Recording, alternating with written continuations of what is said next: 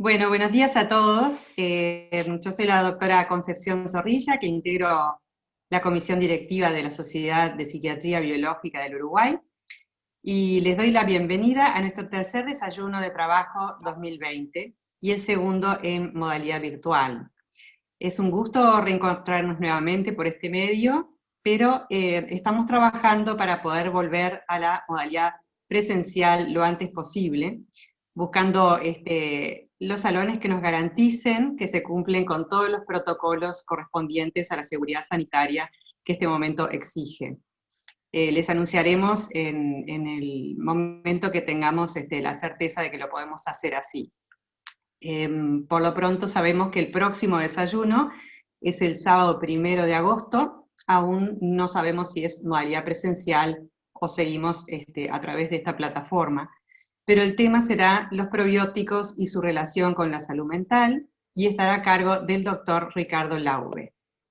Así que los esperamos en el próximo desayuno. Agradecemos especialmente al laboratorio Servimedic por su apoyo en esta actividad. Bueno, la charla de hoy será sobre depresiones resistentes y su tratamiento.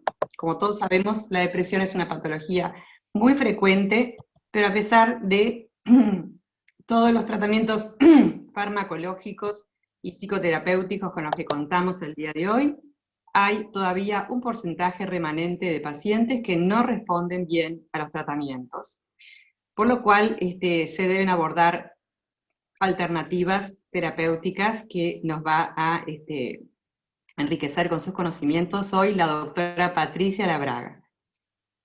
Muchos de ustedes ya la conocen, es médica psiquiatra con una larga y destacada trayectoria, tanto en ACE, en el Hospital Vilar de Bo, como en el ejercicio libre de la profesión, además docente del Departamento de Farmacología y Terapéutica de la UDELAR, y ex profesora adjunta de la Clínica Psiquiátrica. Actualmente forma parte del Comité de Educación Médica Continua, que está integrado por la Sociedad de Psiquiatría del Uruguay y la Sociedad de Psiquiatría Biológica del Uruguay. Vamos a escuchar su exposición, y durante la misma ustedes podrán ir haciendo todas las preguntas y comentarios a través del chat en forma escrita, y al final habrá un tiempo dedicado a las preguntas y respuestas, que será moderado por la doctora María Buzar. Bueno, adelante, Patricia. Agradecer a la Sociedad de Psiquiatría Biológica del Uruguay la invitación a participar de esta actividad, y por otro lado agradecerles a todos ustedes, estar ahí en la pantalla. En el día de hoy nos vamos a referir a depresión resistente, a su abordaje y fundamentalmente a su tratamiento. Bueno, entonces en primer lugar nos interesaba definir qué entendemos por depresión resistente. Es la falta de respuesta a 2 ensayos de tratamiento antidepresivo adecuados en tiempo y en dosis. Esta es la definición más difundida, ¿verdad? Si hacemos una búsqueda a nivel de la literatura, pero obviamente nos resulta bastante pobre si lo pensamos desde el punto de vista clínico, ¿verdad?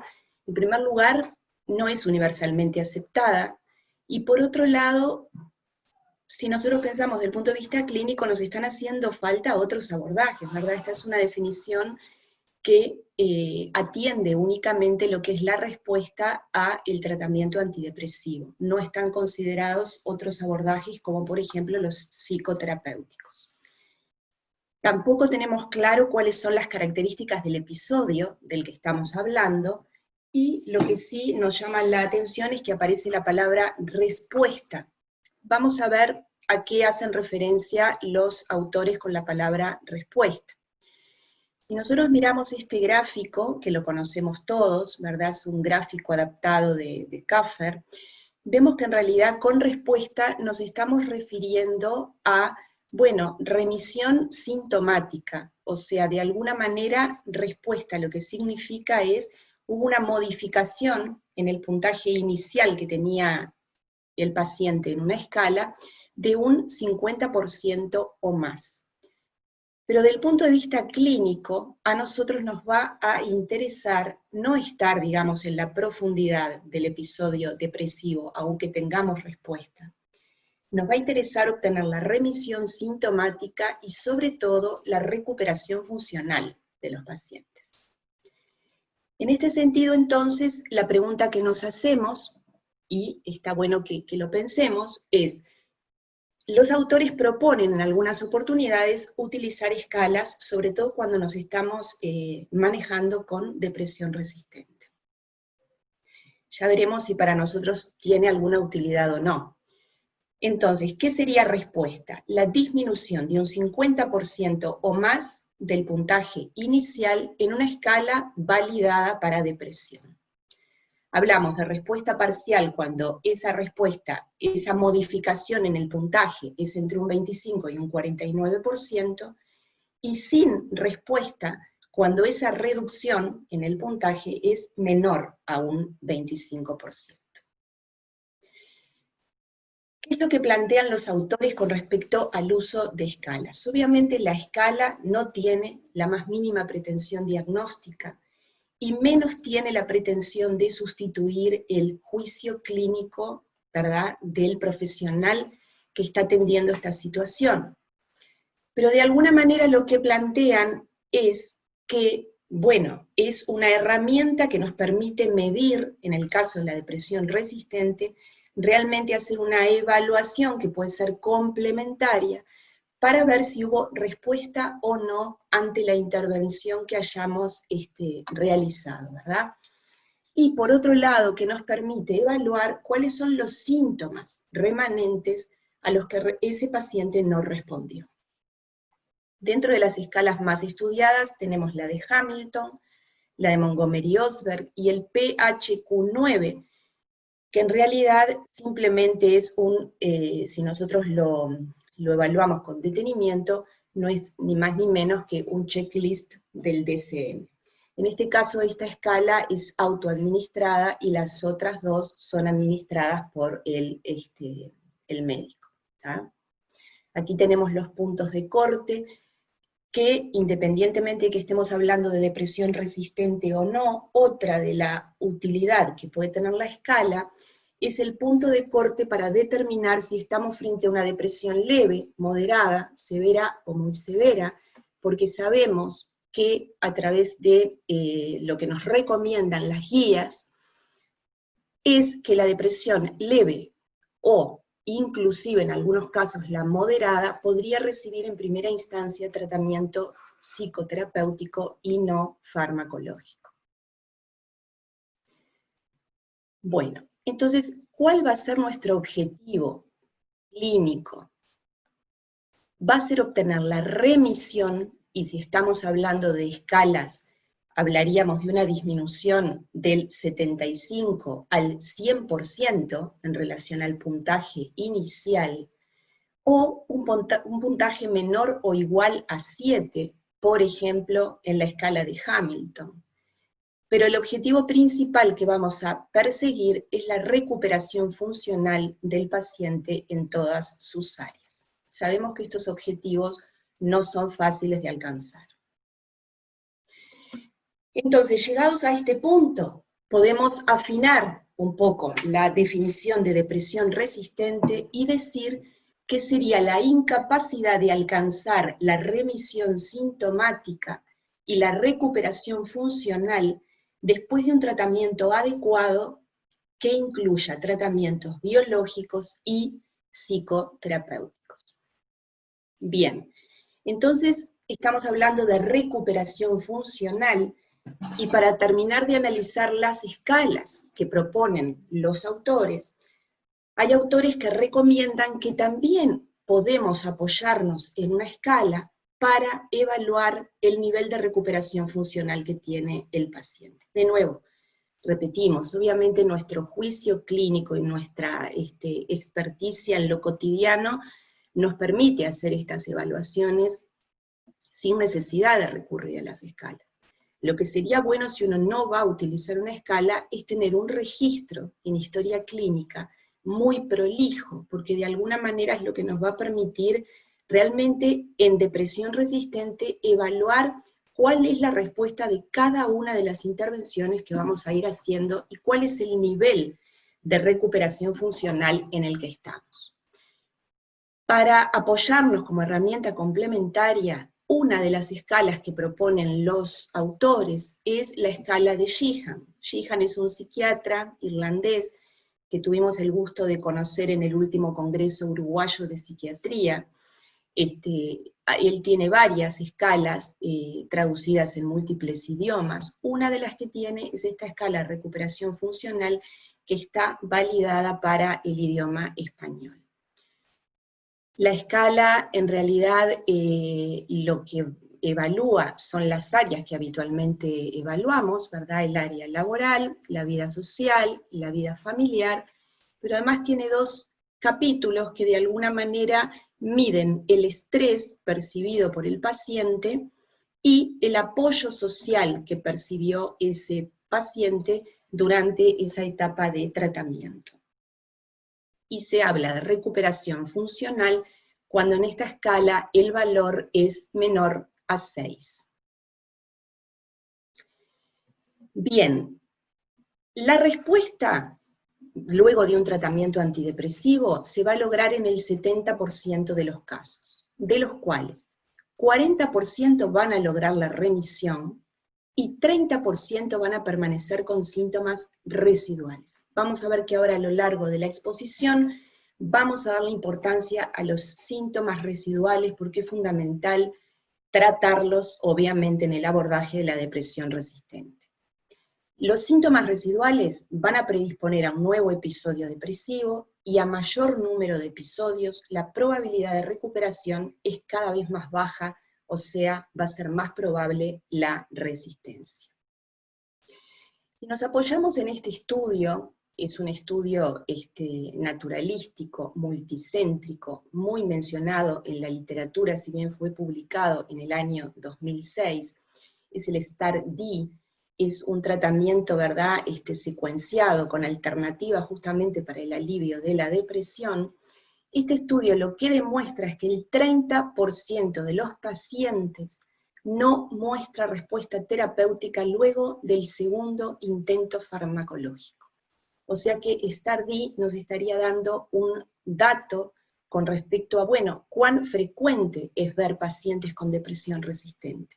Ya STAR-D plantea entonces que 1/3 de los pacientes podrían ser resistentes al tratamiento. Y este es el número que se sigue manejando en la literatura hoy en día. Por otro lado, el otro concepto importante que plantea este estudio, STAR-D, es que las tasas de respuesta y de remisión van disminuyendo a medida que se van probando distintos tratamientos antidepresivos. Esto lo podemos ver en este gráfico, ¿verdad? La remisión va disminuyendo, la posibilidad de remisión, a medida que se intentan nuevos ensayos. Bien, entonces, llegados a este punto donde de algún modo pudimos definir lo que es depresión resistente, se considera entonces depresión resistente la incapacidad de alcanzar respuesta luego de 2 ensayos donde estamos incluyendo tratamiento farmacológico y no farmacológico, ¿verdad? Lo primero que nos tenemos que plantear es revisar el diagnóstico. ¿Estamos frente a un paciente que está cursando un episodio depresivo mayor unipolar resistente o el diagnóstico es otro? Y nos interesan fundamentalmente 3 diagnósticos diferenciales. El primero tiene que ver con, ¿estamos frente a una depresión unipolar o estamos en la fase depresiva del trastorno bipolar? Todos sabemos que los pacientes bipolares, o los que aún no tienen el diagnóstico, van a consultar en la fase depresiva, ¿verdad? Pasan más tiempo en fase depresiva que en fase de exaltación anímica. Y obviamente estamos hablando de pacientes no diagnosticados, en los cuales los síntomas hipomaníacos serían muy sutiles. Muchas veces el paciente tiene dificultad para identificar estos síntomas si los vivió previamente. Además, entendamos que en el momento de la consulta, cursando un episodio depresivo, va a tener un sesgo negativo de lo que ha sido su vida y sus antecedentes. Aquí es importante contar con datos de terceros, que obviamente nos van a ayudar a trabajar con todo el corte longitudinal de la vida de este paciente y con sus antecedentes, y revisar si disponemos de ellos registros de la historia clínica de ese paciente. También nos va a interesar saber si no estamos frente a un trastorno de la personalidad. Entonces va a ser importante analizar la personalidad premórbida antes de estar cursando esta sintomatología, y cuánto peso tiene lo reactivo en este cuadro clínico, ¿verdad? Y cuánto peso tiene el estancarme en esta situación clínica si es que estoy de alguna manera inconscientemente buscando un beneficio secundario de permanecer en esta situación. Y por otro lado, el otro capítulo que interesa es la depresión tardía, con esta sigla, porque vamos a encontrar mucha literatura como LLD, ¿verdad? Late Life Depression, y que tiene que ver con un capítulo especial, circunstancias especiales por la etapa de la vida que están viviendo los pacientes, donde, bueno, hay múltiples duelos, pérdidas, balances, y por otro lado una vulnerabilidad orgánica que tiene que ver con modificaciones neuroanatómicas a nivel de la estructura del cerebro que se van dando con la edad, ¿verdad? Y también cambios isquémicos por los que el abordaje y el tratamiento de esta población tiene sus características particulares. Muy bien, una vez revisado el diagnóstico, podemos constatar que sí estamos frente a una persona que está cursando una depresión unipolar resistente al tratamiento. Entonces, ante la no remisión, ¿qué nos vamos a preguntar para empezar a actuar o a instrumentar cambios? En primer lugar, estamos frente a dosis subterapéuticas, y aquí es importante verificar el cumplimiento, ¿verdad? Pero es probable de la toma del tratamiento en dosis y tiempo adecuadas. Es probable que el paciente nos diga que está cumpliendo con la medicación, porque su intención es cumplir con el tratamiento que indicamos. Pero justamente la propia sintomatología que cursa, el propio episodio depresivo, hace que el paciente esté mucho más desorganizado. Y muchas veces si uno pregunta con detenimiento, realmente la toma es irregular. Y ahí es donde tenemos una explicación relativamente sencilla de corregir. Es cuestión de hablar con los familiares, con alguien que oficie de apoyo y que pueda contribuir a que esa persona cumpla con el tratamiento indicado. Muchas veces hay opinión negativa por parte de familiares y amigos respecto a la toma de psicofármacos, y esto también hace que el paciente, sin darse cuenta, no esté cumpliendo o no esté tomando con la regularidad que es necesaria. Otro de los puntos que es importante plantearnos tiene que ver con aspectos farmacogenómicos. ¿Y esto con qué tendría que ver? Bueno, con que algunos pacientes van a tener características en su farmacocinética que van a hacer que puedan recibir un tratamiento antidepresivo y no tener toda la respuesta que queremos. ¿Por qué? Porque pueden ser, por ejemplo, metabolizadores rápidos u ultra rápidos. Y lo mismo a nivel farmacodinámico, tener receptores con determinadas características particulares que hacen que la respuesta a los psicofármacos no sea la que estamos esperando.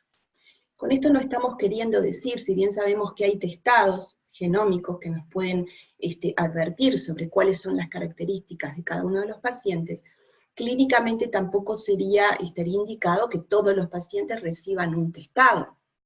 En algunas situaciones de gran resistencia esto podría estar indicado, pero lo estamos mencionando porque es importante al menos pensarlo clínicamente, porque ahí es donde tendríamos una justificación para trabajar en un rango de dosis un poco más elevado, cuando estamos hablando de depresión resistente.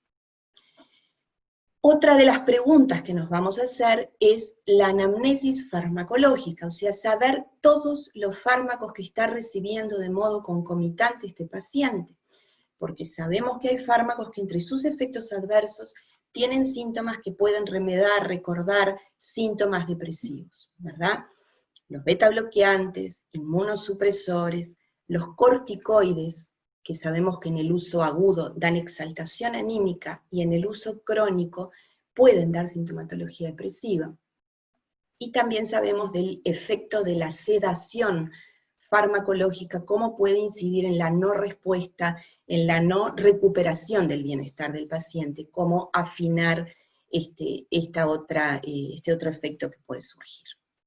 ¿Qué más nos vamos a seguir preguntando si estamos ante un paciente que no responde al tratamiento, en una depresión resistente?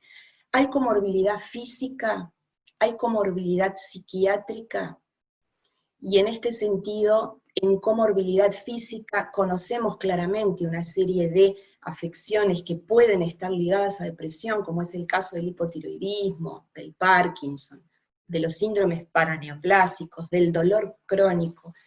Nos interesaba especialmente hablar de la hipovitaminosis y de las deficiencias alimentarias, que vamos a ver algo más adelante, pero se está viendo hoy en día que jóvenes y personas que se inclinan por una alimentación vegetariana o vegana, se está observando en estas poblaciones déficit que pueden contribuir al mantenimiento de depresiones, ¿verdad? Déficit sobre todo a nivel de la vitamina B12. Con respecto a la comorbilidad psiquiátrica, nos va a interesar conocer obviamente el consumo de sustancias, la dependencia de alcohol, que nos puede dar una depresión de triptófano, y esto alterar de alguna manera todo el sistema de síntesis de neurotransmisores como la serotonina, los trastornos de ansiedad comórbida que llevan a depresión resistente, los trastornos de la personalidad, y trastornos por estrés postraumático. Y aquí nos interesa especialmente hablar de todas las vivencias traumáticas, ¿verdad? Y la adversidad que puede haber sufrido esta persona en etapas tempranas de la vida, ¿verdad? Y haber elementos traumáticos, obviamente con alto impacto en lo que son las estructuras, neuroanatómicas, y en lo que puede estar en la base también de mantener una depresión resistente, y donde los tratamientos psicoterapéuticos adquieren especial relevancia. Si volvemos un poquito para atrás, entonces nos estábamos preguntando, estamos en depresión resistente, ¿qué comorbilidad física y psiquiátrica puede estar asociada? Lo otro que nos vamos a preguntar es, este paciente quizá recibió múltiples tratamientos farmacológicos, pero en algún momento recibió la psicoterapia adecuada para su situación. ¿Cuáles son los eventos intercurrentes, ¿verdad? O factores de estrés psicosocial que puedan estar incidiendo en este cuadro actual? ¿Cuál es la dinámica interpersonal y familiar que tiene ese paciente? Y después dos puntos que interesan, que son la existencia de conciencia de enfermedad y motivación al cambio que tiene ese paciente, y luego preguntarnos nosotros si las expectativas que tenemos como equipo de salud son realistas. Bien, ¿cuáles serían los factores de riesgo para el desarrollo de una depresión resistente? ¿Verdad?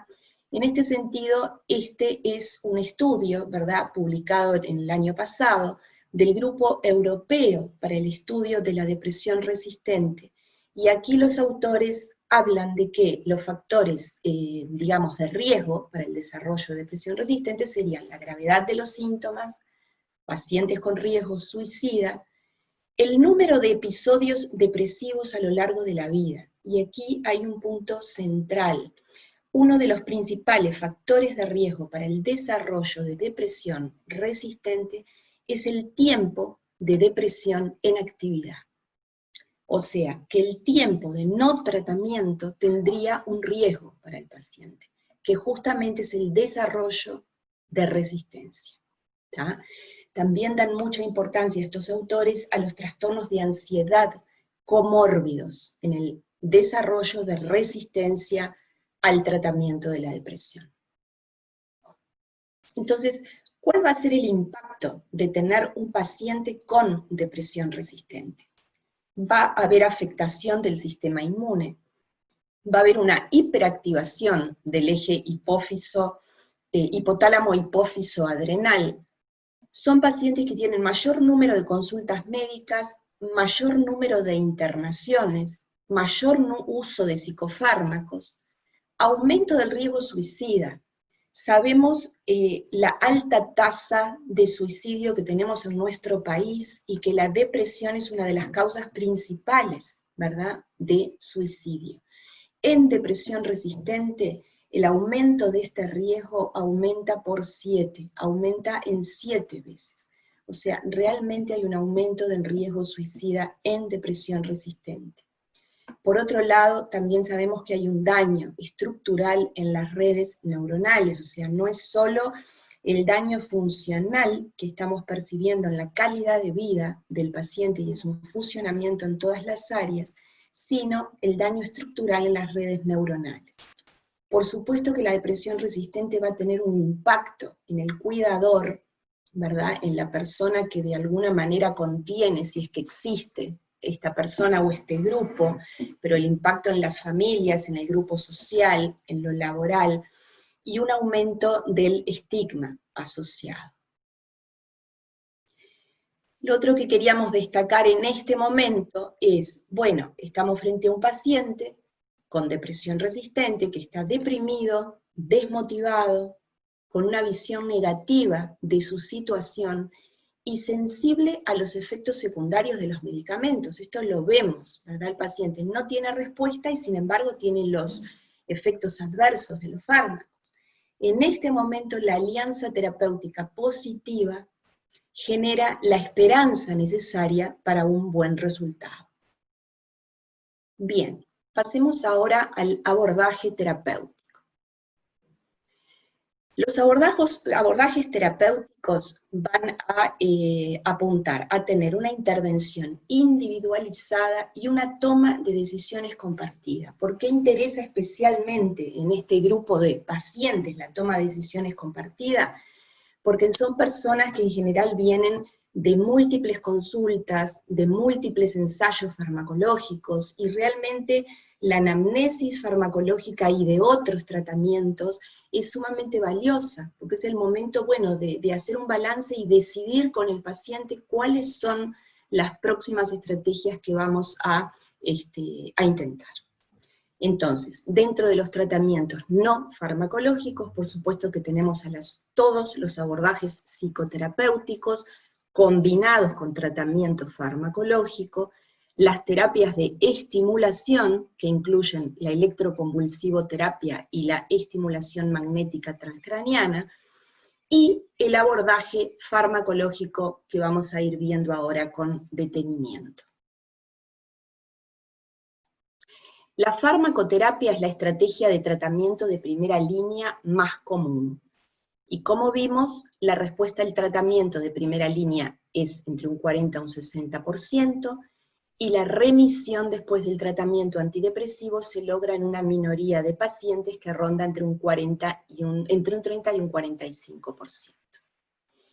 Bueno, vamos a ir al tratamiento farmacológico, y la pregunta que nos hacemos es, ¿hay un antidepresivo más eficaz?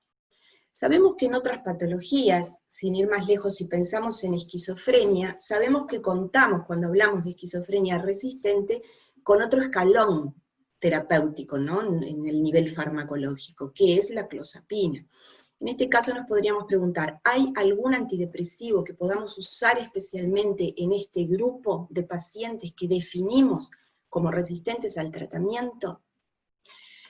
La pregunta es no.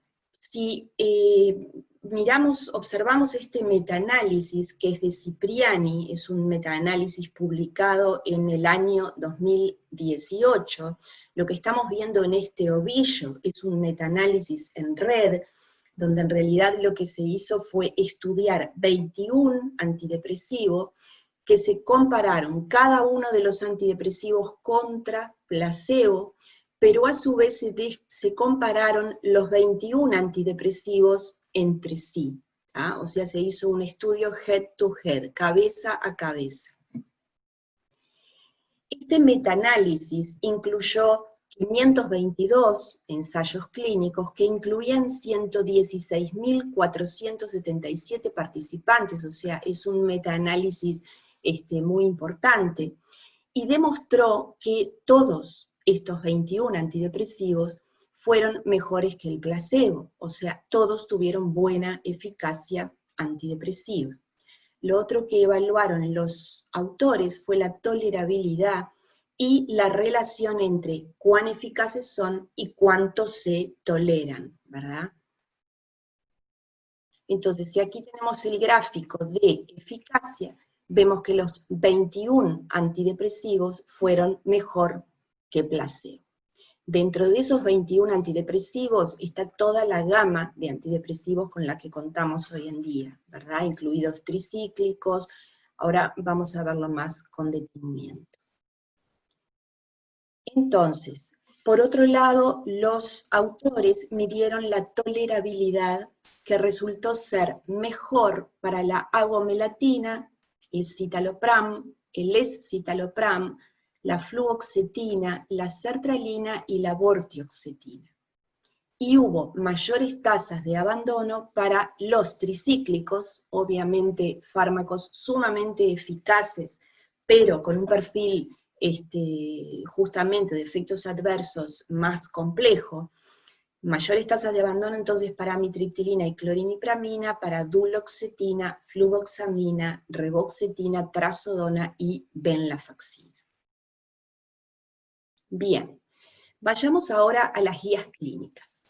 ¿Qué nos dicen las guías clínicas en relación a el manejo de la depresión y de la depresión resistente, o sea, con síntomas residuales? Cuando hicimos la revisión de guías, nos encontramos que las guías no han sido revisadas últimamente, ¿verdad? Y eso es una pena, porque la última guía, digamos, la guía más nueva que tenemos es la guía canadiense, las guías de la CANMAT, que son del año 2016, fueron revisadas en ese año, y son las que vamos a revisar brevemente. La guía americana es del año 2010 y la guía británica es del año 2010. Si vamos a las CANMAT, guías canadienses, esta diapo está un poco engorrosa, la vamos a ver de este modo, que está más clara de ver. En definitiva nos plantea que hay un grupo importante de antidepresivos, los tenemos en nuestro medio, son todos los inhibidores selectivos de recaptación de serotonina, inhibidores selectivos de recaptación de serotonina y noradrenalina, como la desvenlafaxina, duloxetina, minalcipram y venlafaxina, el inhibidor de la recaptación de noradrenalina y dopamina, como el bupropión, y otros donde aparecen la agomelatina, la mianserina, la mirtazapina y la vortioxetina. O sea que vemos que gran parte, casi todos, los antidepresivos que sugiere o recomiendan las guías canadienses, los tenemos disponibles en nuestro medio, como antidepresivos de primera línea. ¿Esto qué quiere decir? Con nivel de evidencia 1, y recomendados por su perfil de efectos secundarios. Vemos que en este listado, por ejemplo, no aparecen los tricíclicos. Esto no quiere decir que no sean eficaces, simplemente no son de primera línea. ¿Qué quiere decir? Tienen efectos adversos que nos van a hacer considerarlos, luego que consideremos estos, siempre que la situación clínica así lo amerite. Por supuesto que podemos utilizar, lo hacemos, ¿verdad?, tricíclicos, muchas veces en alguna situación clínica lo amerita usarlos de entrada. Entonces, ¿en función de qué vamos a elegir el antidepresivo? En función de la tolerabilidad y de los síntomas residuales. Seguimos jerarquizando la presencia de síntomas residuales en pacientes con depresión resistente. Entonces, ¿qué podemos decir de los síntomas residuales? ¿Cuáles son los síntomas que permanecen, verdad? Este es un estudio que tiene sus años, pero que también es muy citado en la literatura, de Conradi y colaboradores.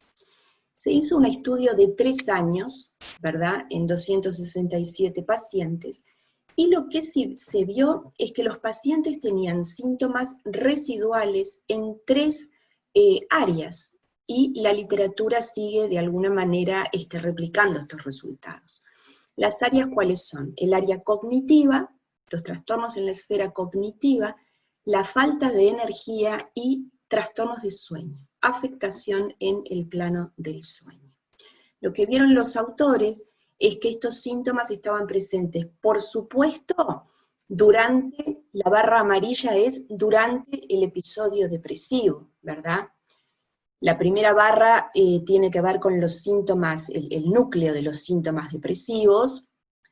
La segunda barra serían los trastornos cognitivos. La tercera, la falta de energía. Y la última, los trastornos de sueño.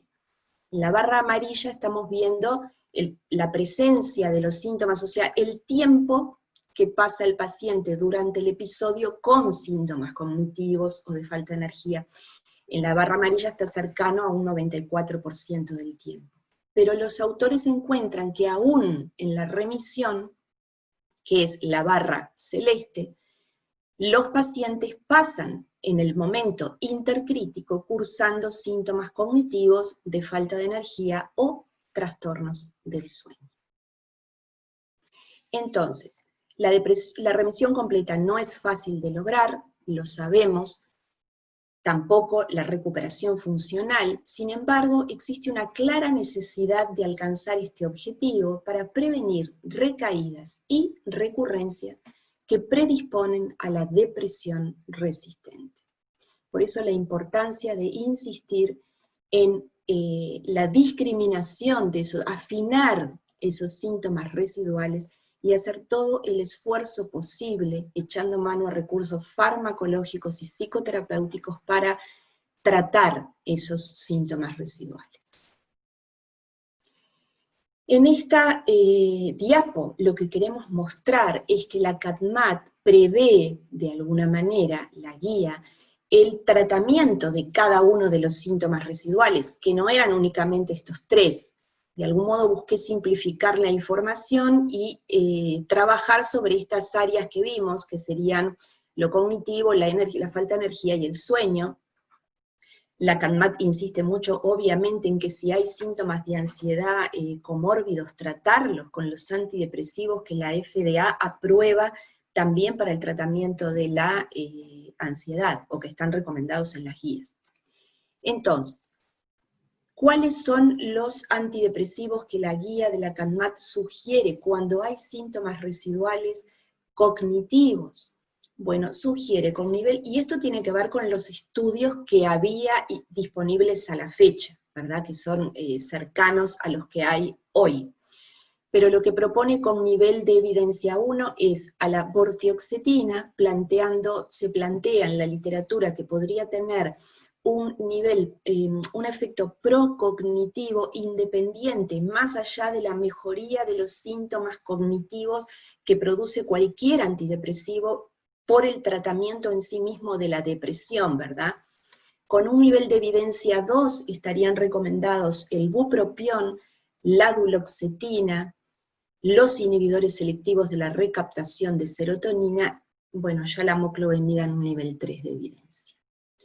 Cuando hay síntomas somáticos, plantea la guía, si pensamos en, aquí están considerados como síntomas residuales, el dolor, donde están recomendadas con nivel de evidencia 1 la duloxetina, la fatiga, donde están recomendados el bupropión, con nivel de evidencia 1, ¿verdad?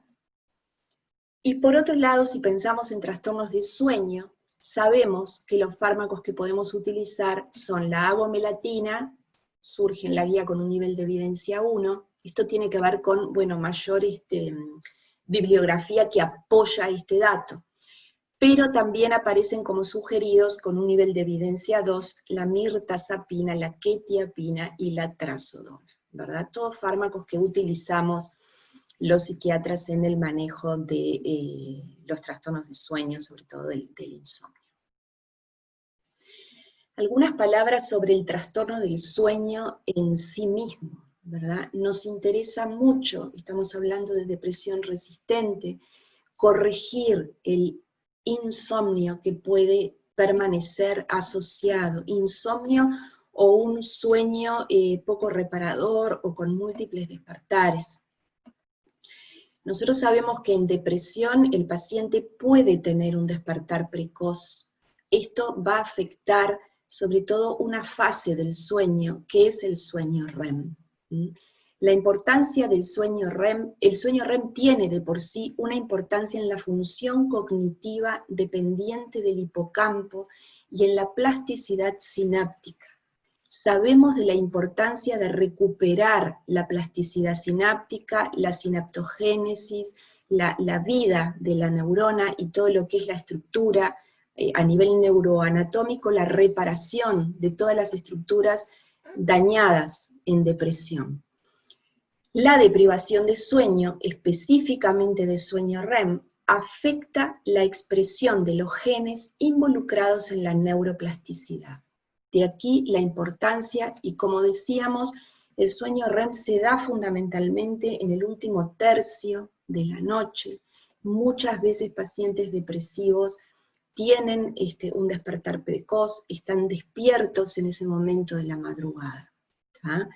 O tienen una inestabilidad en su sueño que hace que, bueno, el sueño REM no pueda darse en tiempo y forma como debería darse. Entonces, insistir en la recuperación de un buen sueño estaría en la base de mejorar la depresión resistente.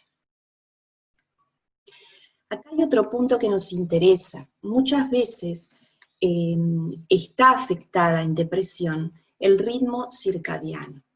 Tuvimos la oportunidad de tener en el primer desayuno de trabajo que se hizo este año, que fue un desayuno presencial, por suerte, en los primeros días de marzo.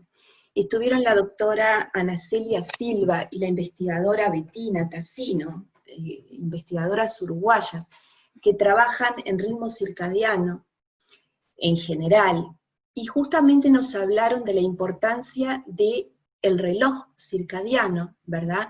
Y el cuidar el ciclo de luz-oscuridad con su correspondencia en relación a la vigilia y al sueño. Lo que queremos marcar en esta oportunidad es que la clave ambiental puede estar afectada en la depresión. ¿Por qué? Porque no estaríamos cuidando, entre comillas, el contraste entre luz y oscuridad. En este punto insistieron muchísimo en ese desayuno de trabajo estas investigadoras, ¿verdad? La importancia de estar durante el día expuestos a luz brillante, natural, y durante la noche tener la oscuridad necesaria para conciliar el sueño. ¿Qué pasa con los pacientes deprimidos? Lo vemos permanentemente en la clínica, y personas con depresión resistente son personas que están más bien encerradas en su cuarto, a veces con las persianas bajas, en su casa, con incapacidad de poder salir. Entonces, la propuesta es que estos pacientes con depresión resistente puedan exponerse a la luz brillante dentro de sus posibilidades, que de pronto son salir a la esquina un rato en el día, pero tener ese contraste entre la luz y la oscuridad. Y en la noche procurar la oscuridad evitando la exposición a pantallas, tener en el domicilio, dentro de lo que se pueda, una luz cálida, atenuadores y filtros en la luz, en las pantallas, pero por otro lado evitar estar pendiente de, sabemos que es una situación bastante compleja de resolver hoy en día, pero todo lo que implica el vínculo con una pantalla en horas de la noche. Y muchas veces también sabemos, y lo vemos en la clínica, que es en ese momento, en la tardecita, donde por algún motivo, a veces biológico, a veces no biológico, el paciente se siente mejor en esas horas de la noche, y bueno, y empieza como a tomar contacto con lo que puede ser alguna red social o algo de interés, o mirar televisión. O sea, la importancia de mantener contraste entre luz y oscuridad para lograr buen sueño, y la importancia del sueño en lo que es la reparación de todas las estructuras dañadas en depresión. Unas breves palabras también, y en realidad venimos hablando de síntomas residuales, ¿verdad? Recuerdan, área cognitiva, falta de energía y sueño. Pero ahora de la mano del sueño me gustaba hablar brevemente de actividad física y de alimentación, porque son dos factores fundamentales a corregir en depresión resistente. En relación a la actividad física, sabemos que la actividad física estimula la producción de factores neurotróficos. Deben considerarse un complemento, la actividad física, al tratamiento con antidepresivos y psicoterapia. Y aquí nos podríamos plantear, bueno, obviamente un paciente con depresión resistente que no pudo salir del episodio depresivo, no va a tener el ánimo necesario para hacer actividad física regular, por supuesto que no. Pero lo que implica ir introduciendo el más mínimo movimiento, que tiene que ver con esto, poder salir a la esquina, poder hacer un mandado por mínimo que sea. La actividad física estimula señales tróficas para el cerebro, por citar una, la principal, el BDNF, ¿verdad?, el factor neurotrófico derivado del cerebro, que de alguna manera va a contribuir, al igual que decíamos el sueño REM, en la reparación de estas estructuras dañadas que pueden recuperarse. ¿Y qué es lo que buscamos? Entonces, en esta línea que decíamos, de hablar de sueño, actividad física y aspectos nutricionales, también se le está dando mucha importancia, y este es un artículo publicado en el año 2017, a los trastornos neurometabólicos, que tienen que ver con vías metabólicas del folato. Este esquema es un poco engorroso, pero lo que me importaba mostrar es que en depresión, en déficit nutricionales, como por ejemplo de vitamina B12 e incluso del ácido fólico, puede justificar, aunque sea parcialmente, podría ser un factor que estuviera contribuyendo a la depresión resistente. Por estar afectada la vía, niveles bajos de vitamina B12 nos dan una homocisteína alta y poca metionina, ¿verdad? Son necesarios a nivel del cerebro procesos de metilación para la buena síntesis proteica y síntesis de sustancias como los propios neurotransmisores. Se le está dando importancia a este tema porque se están viendo, sobre todo en jóvenes, como decíamos al principio, vegetarianos o veganos, deficiencias de esta vitamina que pueden tener su impacto en el desarrollo de la depresión resistente. Entonces, volviendo a los síntomas residuales, que es donde estábamos. Este es otro artículo que de alguna manera refuerza lo que veíamos en el artículo de Conradi y colaboradores, que los trastornos residuales más comúnmente reportados son trastornos del sueño, trastornos del apetito. Cuando hablamos de trastornos del sueño, si bien nosotros hablamos de insomnio, por supuesto que hay pacientes que permanecen con hipersomnio. Esto también lo vemos en la clínica. Trastornos del apetito, trastornos cognitivos y la falta de energía. Bien. ¿Qué es lo que podemos hacer ante una depresión resistente desde el punto de vista farmacológico? Son 4 cosas, no hay mucho misterio, ¿verdad? Podemos aumentar la dosis, podemos sustituir un antidepresivo por otro, podemos combinar un antidepresivo con otro, o podemos potenciar el antidepresivo con otras moléculas, ¿verdad? Otra de las preguntas que nos podemos hacer es, bueno, ¿cuánto tiempo esperamos entre la indicación de un fármaco y la respuesta? Aquí hay una tendencia también en la literatura, es que cuanto más tiempo de enfermedad activa dejemos, o sea, cuanto más dejemos librado al paciente a su enfermedad activa, es más probable que pueda desarrollarse resistencia, ¿verdad? Entonces, los autores tienden a plantear, este es un artículo relativamente viejo, pero este es un concepto que se maneja, ¿verdad?, que parece un poco prematuro, lo estoy planteando para que lo pensemos. Los autores aquí plantean la falta de mejoría durante las primeras 2 semanas de tratamiento Cuando hablamos falta de mejoría, claro, no se refiere a falta de mejoría total, ¿verdad? El no movimiento en una escala, en realidad se refiere el autor, puede indicar que los cambios deben considerarse antes de lo que se piensa convencionalmente. Están como invitando a ser un poquito más incisivos en apurarnos a tratar más incisivamente, ¿no? A no dejar al paciente con periodos donde estamos como a mitad de camino en la remisión. Esta otra publicación plantea que bases de datos de seguros de salud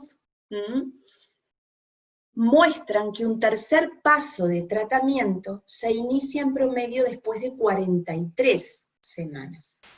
La duración de un episodio libre de enfermedad activa facilita la mala respuesta. La duración de un episodio de enfermedad activa, quise decir, ¿no? Facilita la mala respuesta, lo que decíamos previamente. Entonces, vamos a conversar brevemente de cada una de estas opciones. Si pensamos en la optimización, lo que nos va a interesar es, bueno, muy bien, podemos aumentar la dosis. ¿Cuánto la podemos aumentar? Entonces, existen diferencias individuales en la metabolización hepática de los antidepresivos, lo que justificaría esta posibilidad. Porque podríamos estar frente a un eventual metabolizador rápido. Y esto quizá lo podemos hasta ver clínicamente en relación a cómo se comporta ese paciente con respecto a otros fármacos, no únicamente al fármaco antidepresivo, ¿verdad? Pero la pregunta que nos podríamos hacer es, bueno, ¿hasta qué dosis podemos llegar? ¿Es lo mismo para todos los antidepresivos? ¿En todos los casos se justifica llegar a la dosis máxima recomendada? Esto es una pregunta que se hacían los autores también.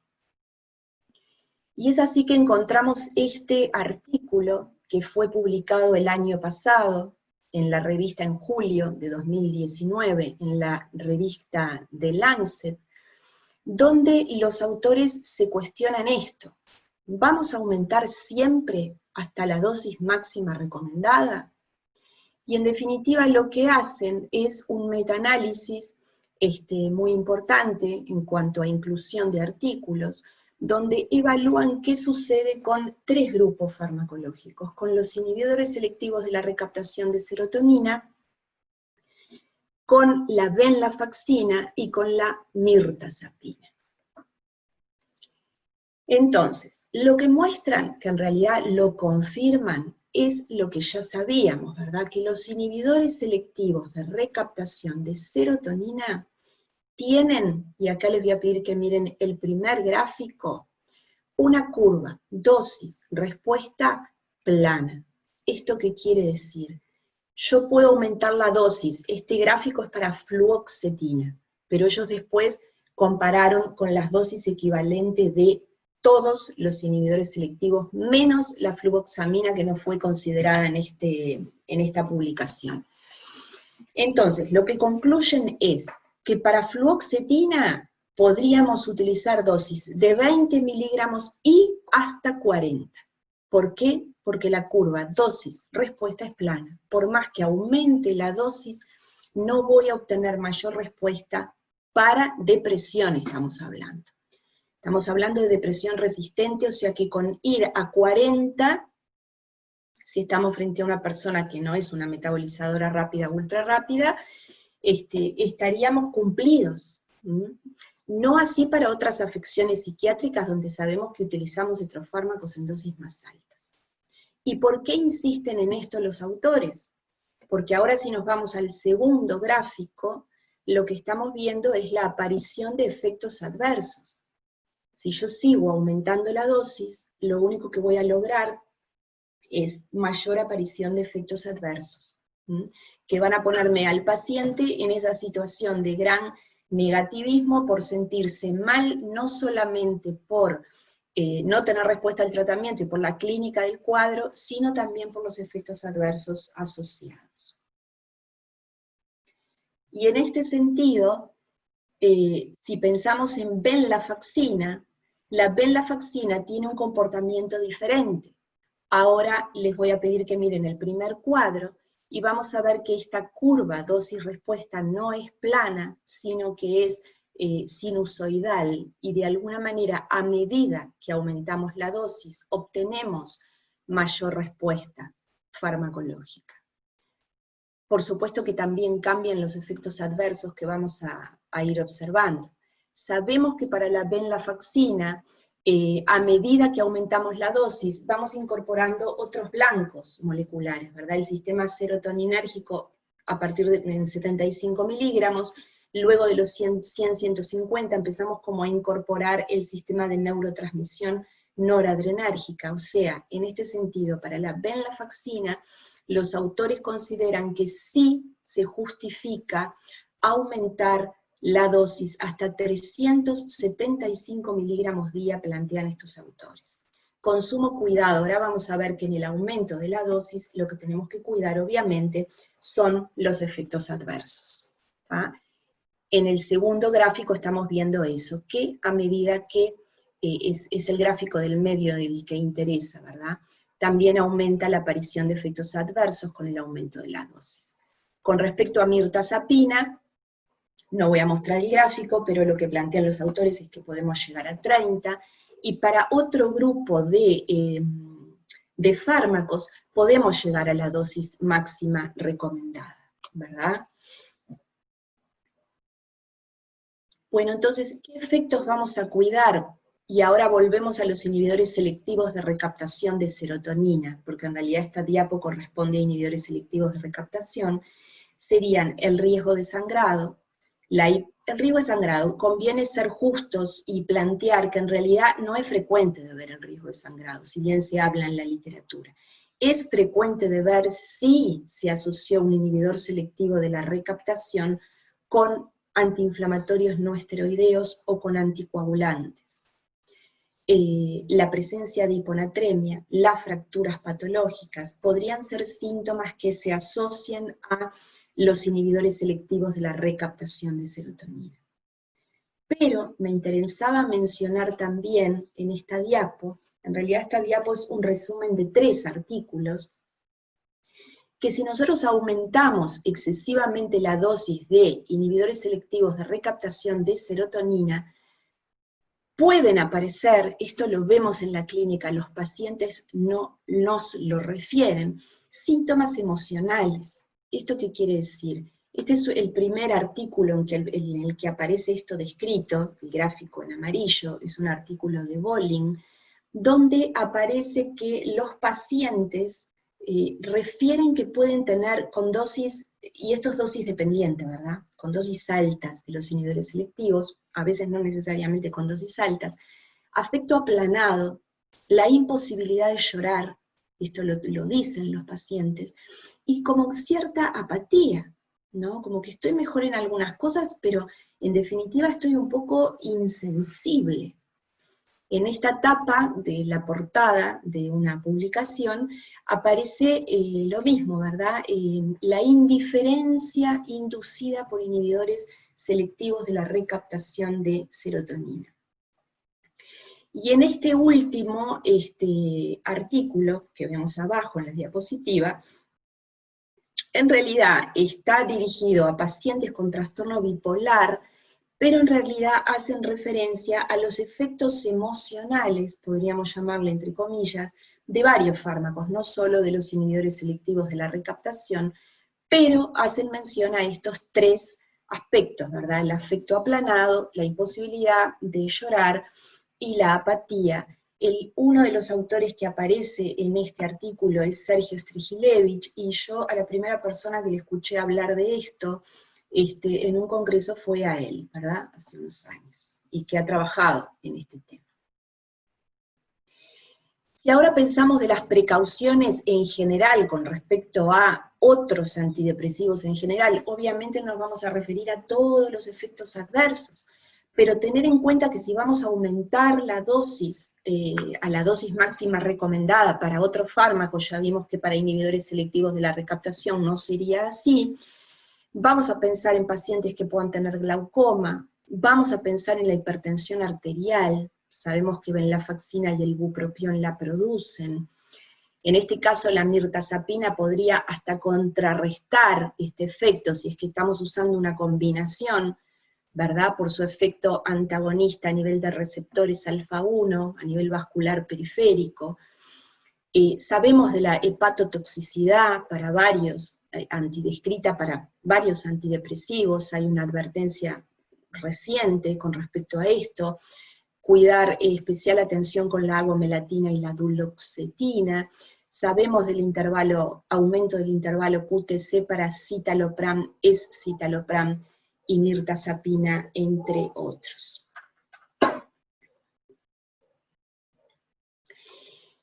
Estas tres precauciones serían precauciones generales. Si vamos a aumentar la dosis, estamos en depresión resistente, en un paciente que no responde, y nos proponemos aumentar la dosis, vamos a cuidar tres aspectos. El riesgo de viraje, conocido por todos, cuidado siempre, o de desestabilización anímica en los pacientes con factores de riesgo para trastorno bipolar, ¿verdad?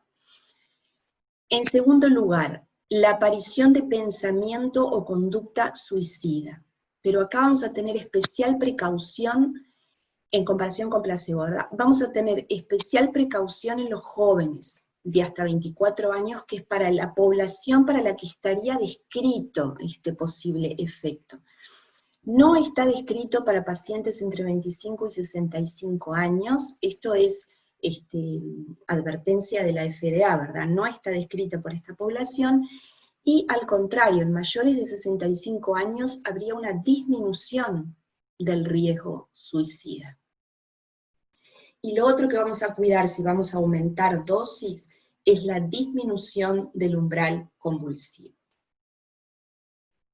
Bien, aquí habríamos terminado la posibilidad de la optimización de un tratamiento en depresión resistente. En este momento vamos a pasar a hablar de la sustitución, porque podemos venir con un paciente que viene recibiendo un tratamiento antidepresivo sin respuesta, y nos vamos a proponer cambiar ese antidepresivo y sustituirlo por otro. Acá hay un capítulo que nos va a interesar especialmente, que es el síndrome de abstinencia.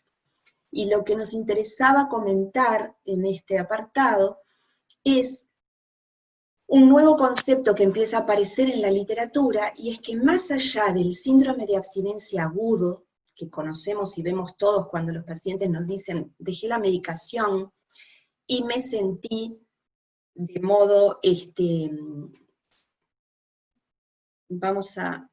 acá lo que quiero mostrar, de modo afiebrado, termino con esa idea, ¿verdad? Con síntomas similares a la gripe, con insomnio, con náuseas, con inestabilidad, o con alteraciones sensoriales. A veces los pacientes nos dicen, sentí como una sensación de tipo de shock eléctrico. Estos síndromes de abstinencia son tanto más frecuentes cuanto menor es la vida media de eliminación de ese fármaco, y cuanto más de golpe el paciente lo deja, ¿verdad? Estamos acostumbrados a enfrentarnos a estos síntomas.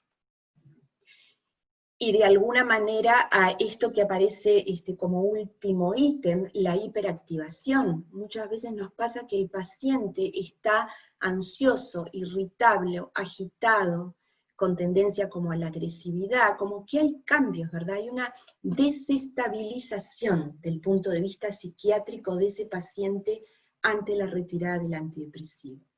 El concepto que están introduciendo algunos autores es el de síndrome de abstinencia persistente, al que nos vamos a referir ahora con más detenimiento.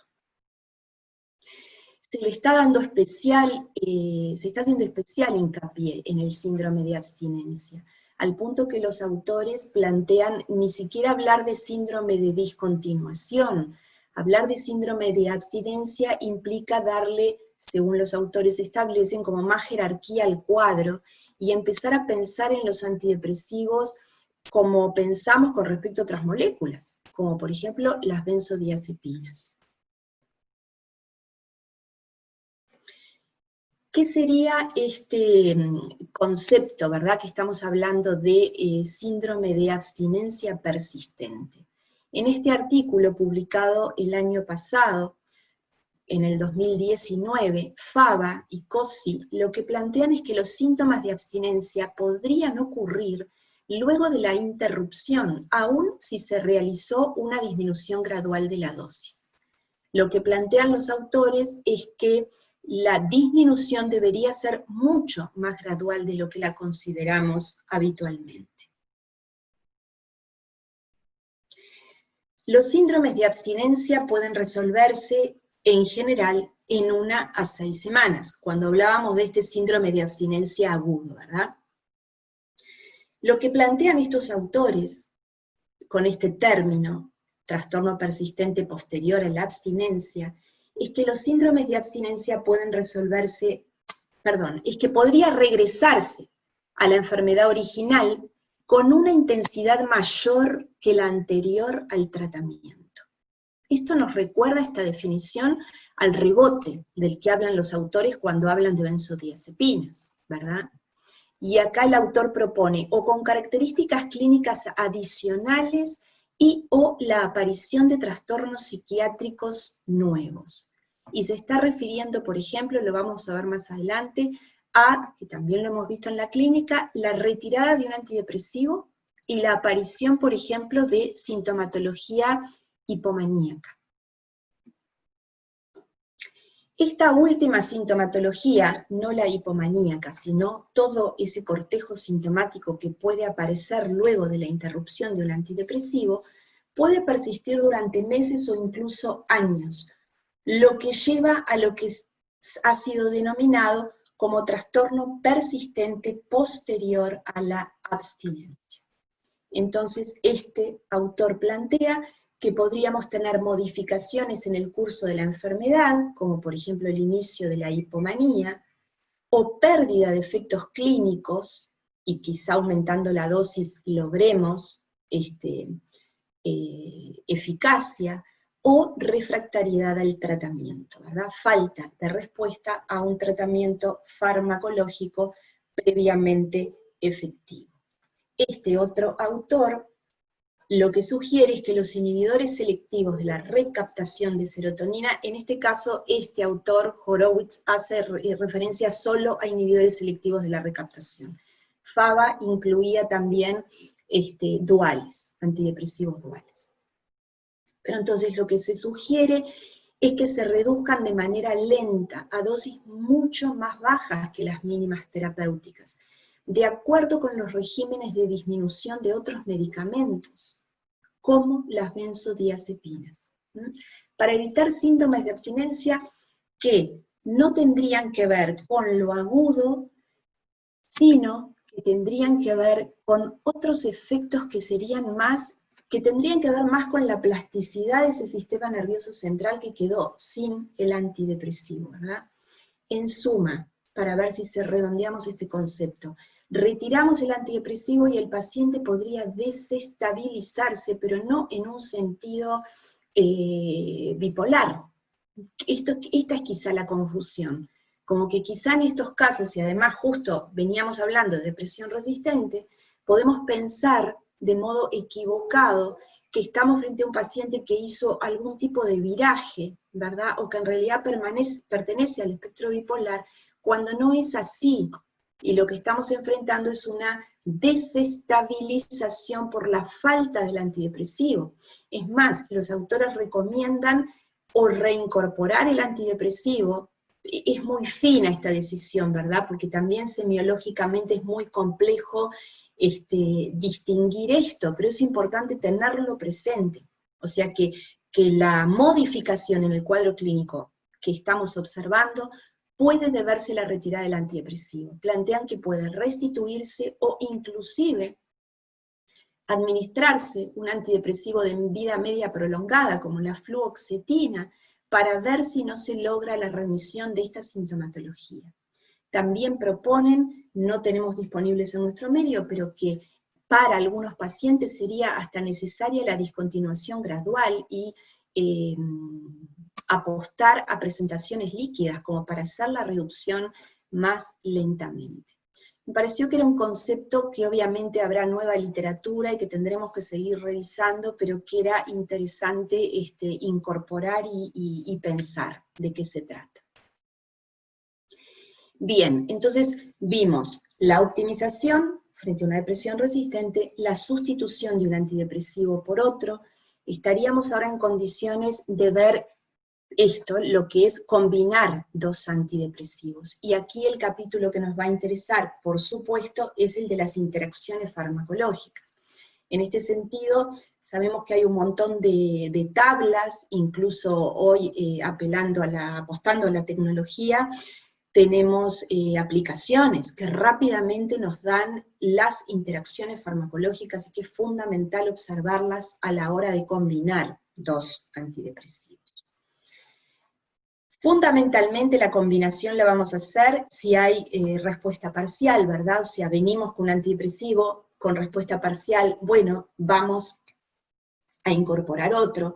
Si hay síntomas residuales, y aquí vimos que vamos a tener la capacidad de elegir cuál es el mejor antidepresivo para asociar, obviamente vamos a evitar el síndrome de abstinencia, porque no vamos a retirar el primero, y repito, tenemos que evaluar las interacciones farmacológicas.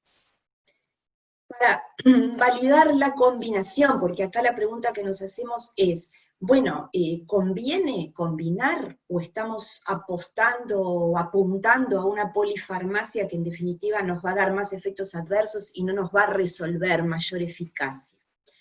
Para contestar esta pregunta nos vamos a apoyar en este artículo que tiene sus años, pero que ha sido un poco el artículo base que ha validado la posibilidad de combinar.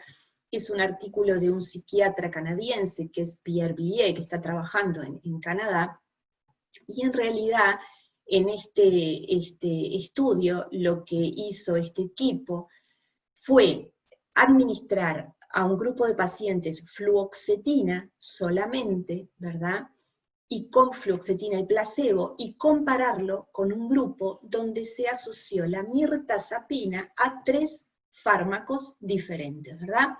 Se hizo una asociación entre mirtazapina y fluoxetina, se hizo una combinación entre bupropión y mirtazapina, y se hizo una combinación entre venlafaxina y mirtazapina. Y en definitiva lo que encontraron los autores es lo que estamos viendo en el gráfico.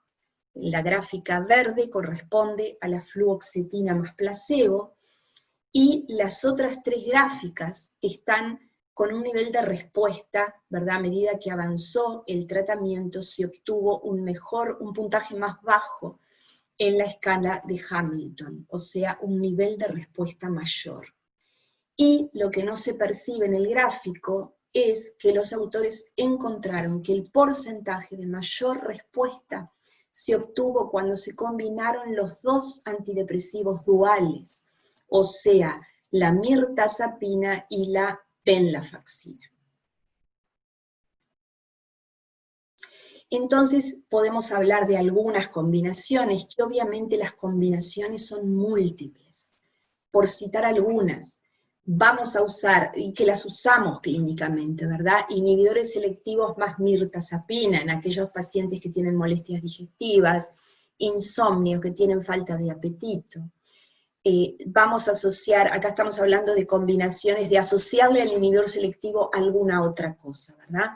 El bupropión, como vimos, útil en las disfunciones sexuales, y como vimos en la apatía, en la falta de energía, en la falta de iniciativa. Inhibidores selectivos y venlafaxina. Acá vamos a tener especial cuidado si vamos a asociar fluoxetina o paroxetina, por ser inhibidores del citocromo 2D6. Acá estamos ejemplificando con una interacción farmacológica, porque pueden aumentar los niveles plasmáticos de venlafaxina.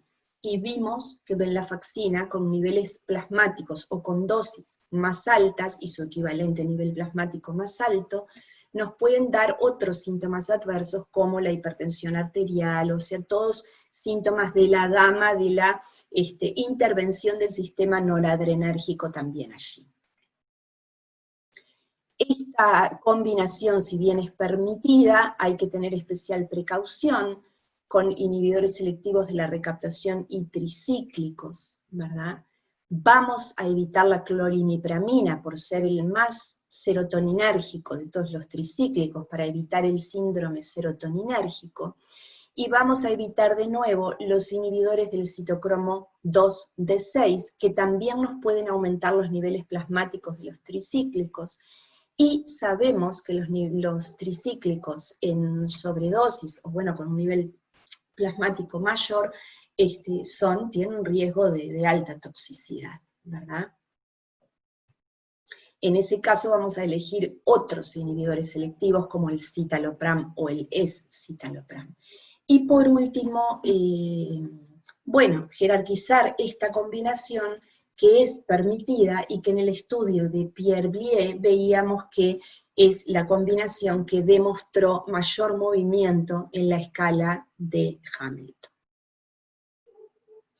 Por último, ¿verdad? Hablamos de aumentar la dosis, de cambiar el antidepresivo, y ahí nos importaba el síndrome de abstinencia, de combinar los antidepresivos, y ahí nos importaban las interacciones y los síntomas residuales, porque vamos a ver qué antidepresivo vamos a usar para qué síntoma residual. Y por último vamos a hablar de la potenciación.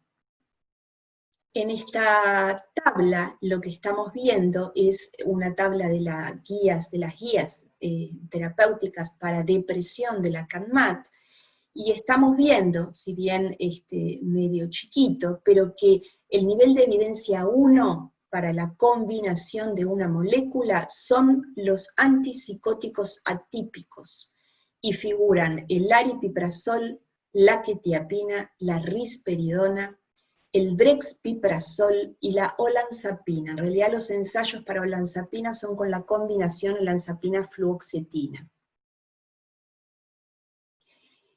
En este metaanálisis estamos viendo en este gráfico en rojo que en realidad todas las combinaciones con antipsicóticos atípicos se separan de el antidepresivo solo con placebo, o sea, demostraron mejorar la respuesta, ¿verdad?, en las escalas, bajar el puntaje de la escala. ¿Qué pasa con la T3? Esta potenciación la conocemos, hay pocos trabajos, pero la relación entre hipotiroidismo y depresión está bien establecida. Las hormonas tiroideas pueden modular el efecto de los antidepresivos. La triiodotironina, la T3, mejora la sensibilidad de los receptores noradrenérgicos y es más activa que T4. Y los pacientes deprimidos que reciben reemplazo de T4 a veces responden solo cuando se agrega T3 a su tratamiento. ¿Qué pasa con el litio? Para litio había estudios que en realidad son bastante anteriores y combinaban litio con tricíclicos para depresión resistente.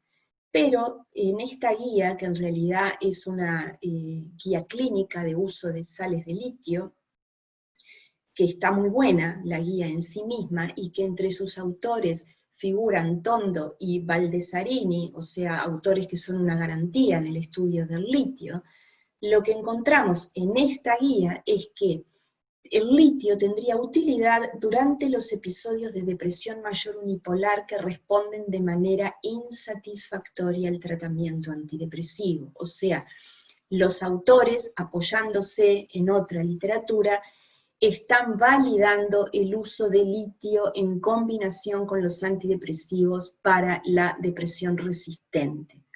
Y también están validando el tratamiento a largo plazo puede reducir las recurrencias en el trastorno depresivo mayor unipolar. Para recalcar esto, en este estudio de litio en el tratamiento de depresión mayor unipolar, que es un metaanálisis publicado en el 2019, lo que plantean los autores es que los resultados indican la eficacia del litio como complemento de los antidepresivos y para la profilaxis a largo plazo, aunque en realidad especifican, que lo puse aquí entre paréntesis, que en realidad se plantean que faltan estudios, porque sigue siendo incierto si la eficacia es particular para un subgrupo de pacientes que tendrían características similares al trastorno bipolar o características mixtas, ¿verdad? Obviamente serían los pacientes que más se beneficiarían del litio. Si vamos a potenciar con litio, lo que plantean los autores es evaluar respuesta a los 15 días de haber obtenido una litemia en rango. La litemia estaría entre 0,6 y 0,9, parece medio pronto, ¿no? Pero de nuevo, el concepto sería no eternizarnos, no mantener el tratamiento innecesariamente si no hubo respuesta. Lo mismo con los antipsicóticos atípicos, ¿verdad? O sea, tomarnos el tiempo necesario para decir, bueno, evalúo esta estrategia, si no resultó, la retiro. El litio, por supuesto, va a estar indicado en pacientes con varios episodios depresivos, o sea, apuntando a su efecto antirrecurrencial y con ideación suicida. Muy bien, ahora vamos a los tratamientos de neuroestimulación. Y para esto nos vamos a apoyar en la guía de la CANMAT. Y los tratamientos que valida la guía son la electroconvulsivoterapia y la estimulación magnética transcraneana.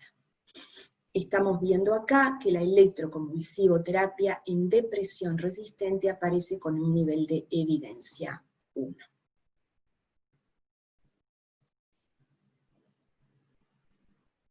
Bien, vamos ahora a los abordajes psicoterapéuticos. El tratamiento psicoterapéutico, por supuesto que nos va a servir también en la fase de, justamente donde estamos intentando la remisión, pero en lo que insisten los autores es que va a contribuir a prevenir recaídas y recurrencias, incluso cuando se ha asegurado una buena remisión clínica. Y que al evitar recaídas o recurrencias, y esto es un concepto que venimos repitiendo, vamos a prevenir la aparición de resistencia. Las características clínicas que pueden sugerir el uso de una psicoterapia específica van a incluir la presencia de factores estresantes psicosociales significativos, ¿verdad? Conflictos intrapsíquicos y dificultades interpersonales. Hay buena evidencia de que la terapia cognitivo-conductual es efectiva en el tratamiento de la depresión resistente, y los pacientes con depresión refractaria también pueden ser ayudados por la terapia psicodinámica a largo plazo, Fonagy et al. 2015. Este es un metaanálisis que proporciona evidencia de que, además de los tratamientos farmacológicos y de neuroestimulación, como ya vimos, este es un metaanálisis del año 2018 y bastante importante también, la inclusión de psicoterapia en las pautas para el tratamiento de trastorno depresivo resistente está justificada. La asociación de psicoterapia a los tratamientos mencionados proporciona mejores resultados. Y para estar en sintonía con la actualidad, ¿verdad? Y con, bueno, todo lo que nos ha sucedido a punto de partida de la pandemia, buscando información sobre psicoterapia, ya aparece una publicación en la revista JAMA, que fue de estos meses pasados, donde muestran que hay resultados de la terapia cognitiva basada en mindfulness en línea para pacientes con síntomas depresivos residuales.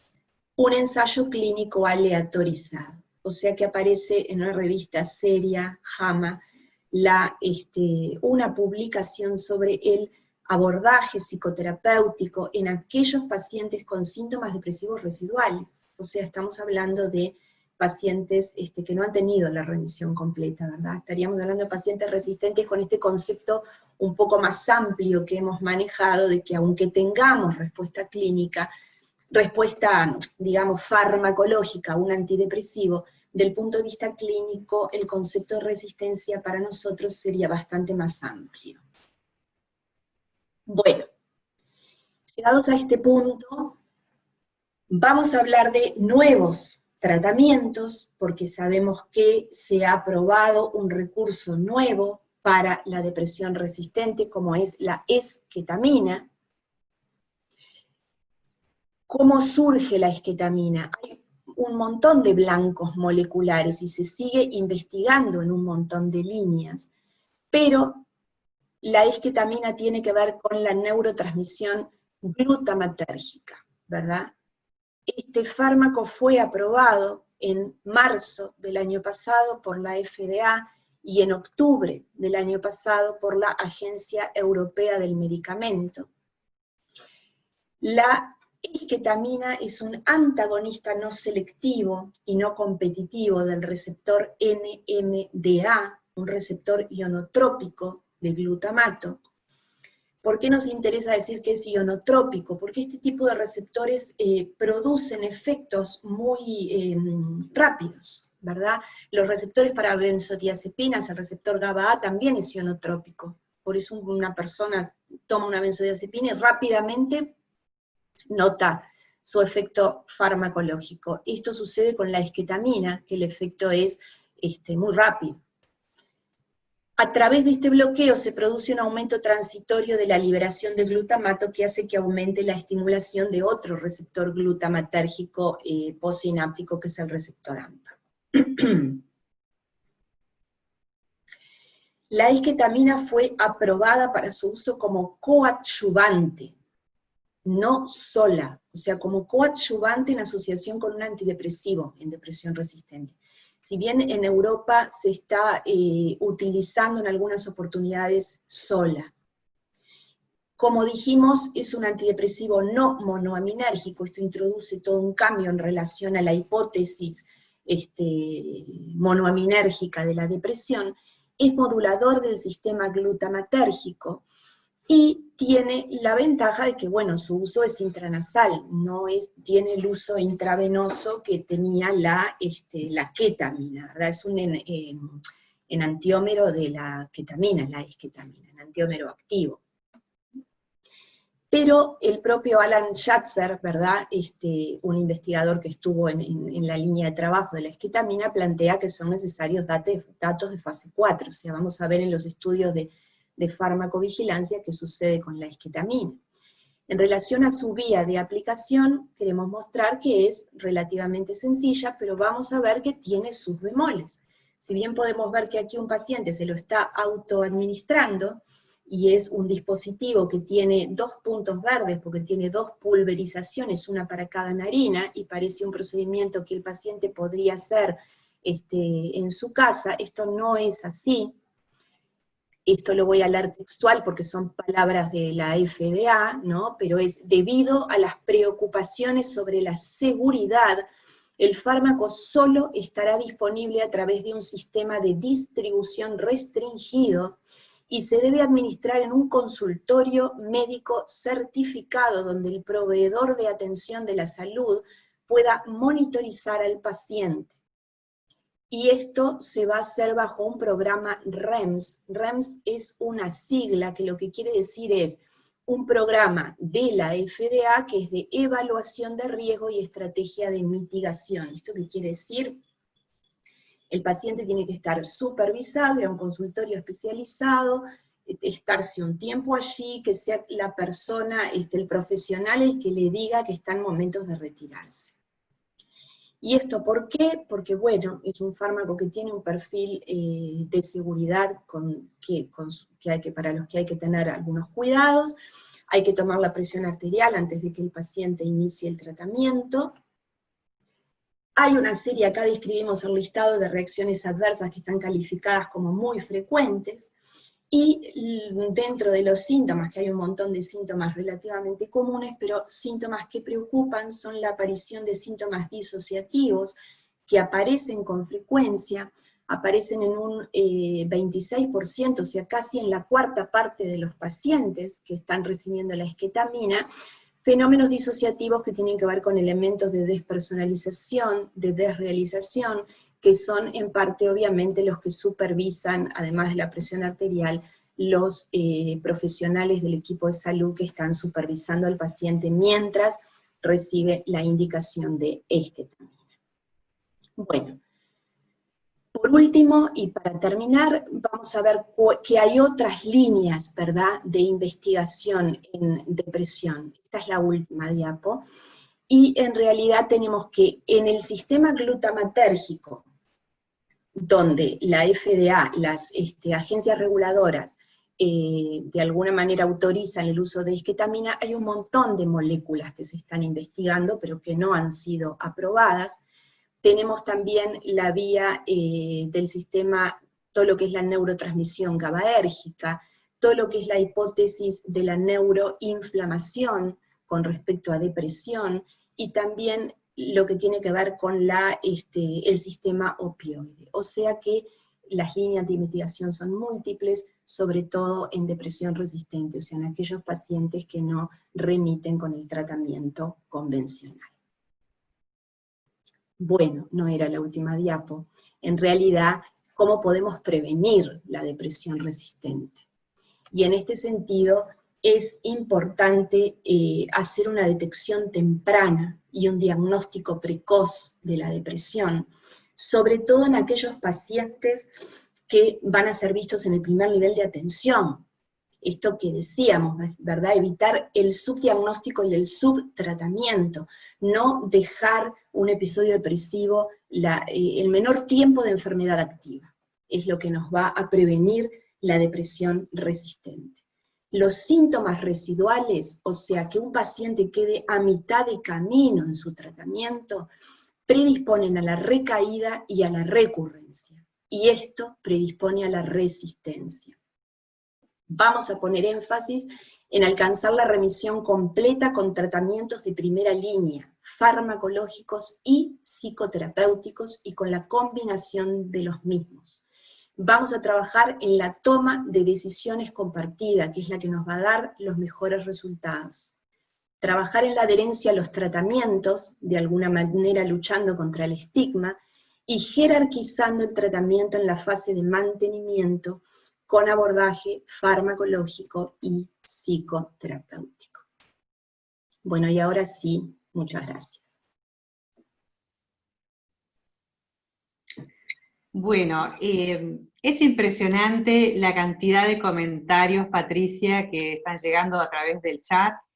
Me encantaría que pudieras leerlos, porque realmente ha sido una clase maravillosa, una puesta al día sobre este tema que nos dejó a todos impactados. Así que estaría bárbaro que pudieras leer después ese chat. Y hay una cantidad de consultas, comentarios, que ahora va María Busart, va a guiar toda la parte de consultas, así que le damos la palabra a María. Bueno, gracias. Bueno, buenos días a todos. Ha sido un placer realmente escucharte, Patricia. Como muchos compañeros están escribiendo acá en el chat, una clase magistral, realmente. Sí, por ejemplo, Álvaro Uller dice, hace tiempo que no disfrutaba tanto en una conferencia, realmente. Bueno, gracias, Álvaro. Muchos otros han comentado, como dijo Conce. Realmente es un tema de gran importancia clínica, es un tema frecuente, es un tema que necesitamos actualizar y mantener la información actualizada permanentemente.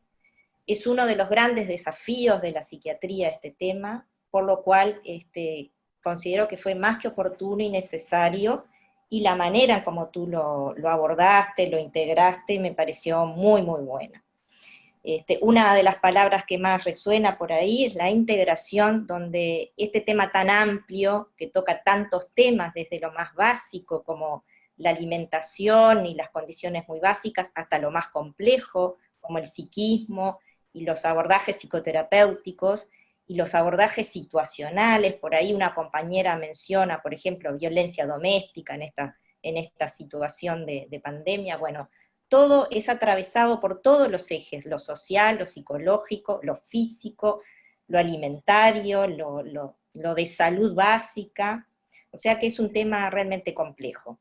para ordenarnos un poquito, capaz que te voy tirando algunas preguntas o comentarios, siguiendo un poco el orden, que fuiste muy prolija en el orden de la temática. Entonces, en primer lugar, viendo un poquito el tema diagnóstico, que es un tema que siempre lo conversamos en el consultorio, lo conversamos entre los colegas.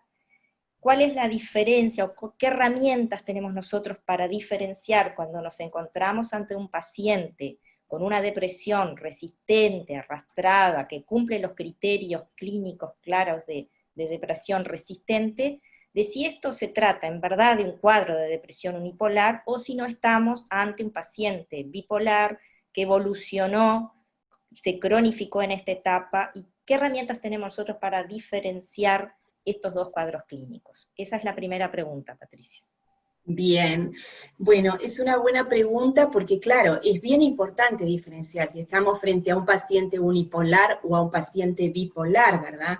Porque si seguimos insistiendo en estas estrategias que planteábamos, que todas fueron para depresión unipolar, lo que vamos a generar en ese paciente bipolar va a ser más iatrogenia. O sea, sabemos que en definitiva el seguir insistiendo con antidepresivos lo que va a lograr es desestabilizar más a ese paciente, más que mejorarlo. O sea que es fundamental hacer ese diagnóstico diferencial, ¿verdad? Y en ese momento, ante la resistencia, plantearnos, no estaremos frente a un bipolar, lógicamente un bipolar muy sutil, porque si no el diagnóstico ya lo tendríamos hecho, ¿verdad?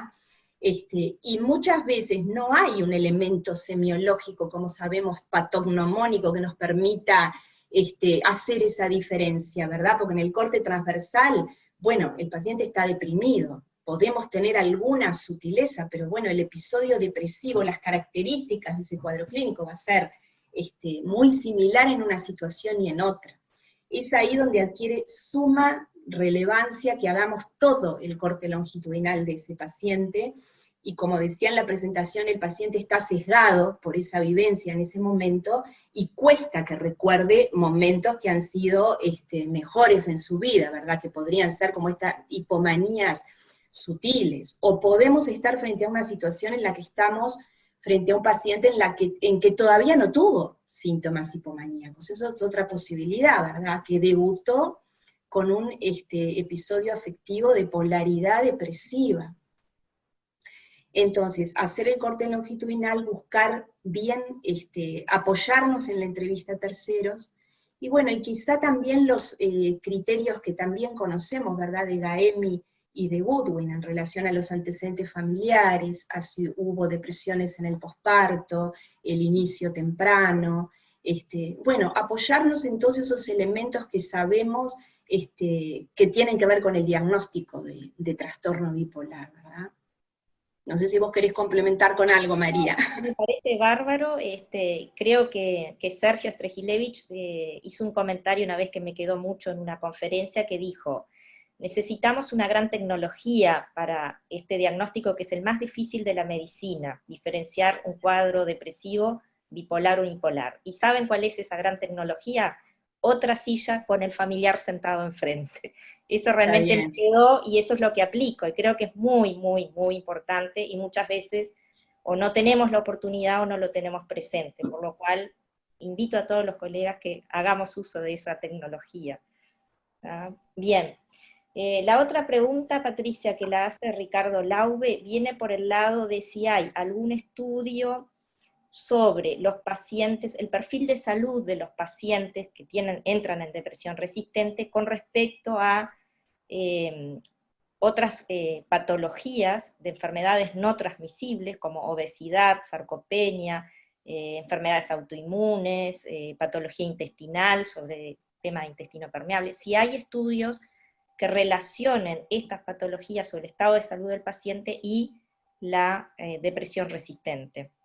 Sí, hay estudios que relacionan y que plantean un aumento, ¿verdad?, de toda la patología, de patologías médicas que tienen que ver con las que mencionaba Ricardo, entre otras, donde sí hay un aumento de patología médica asociada, y lo que mencionábamos también, ¿verdad?, con mayor número de consultas, con mayor número de internaciones, con mayor duración de las internaciones, O sea que sí, hay una clara relación. Son personas con más patología médica asociada, ¿verdad?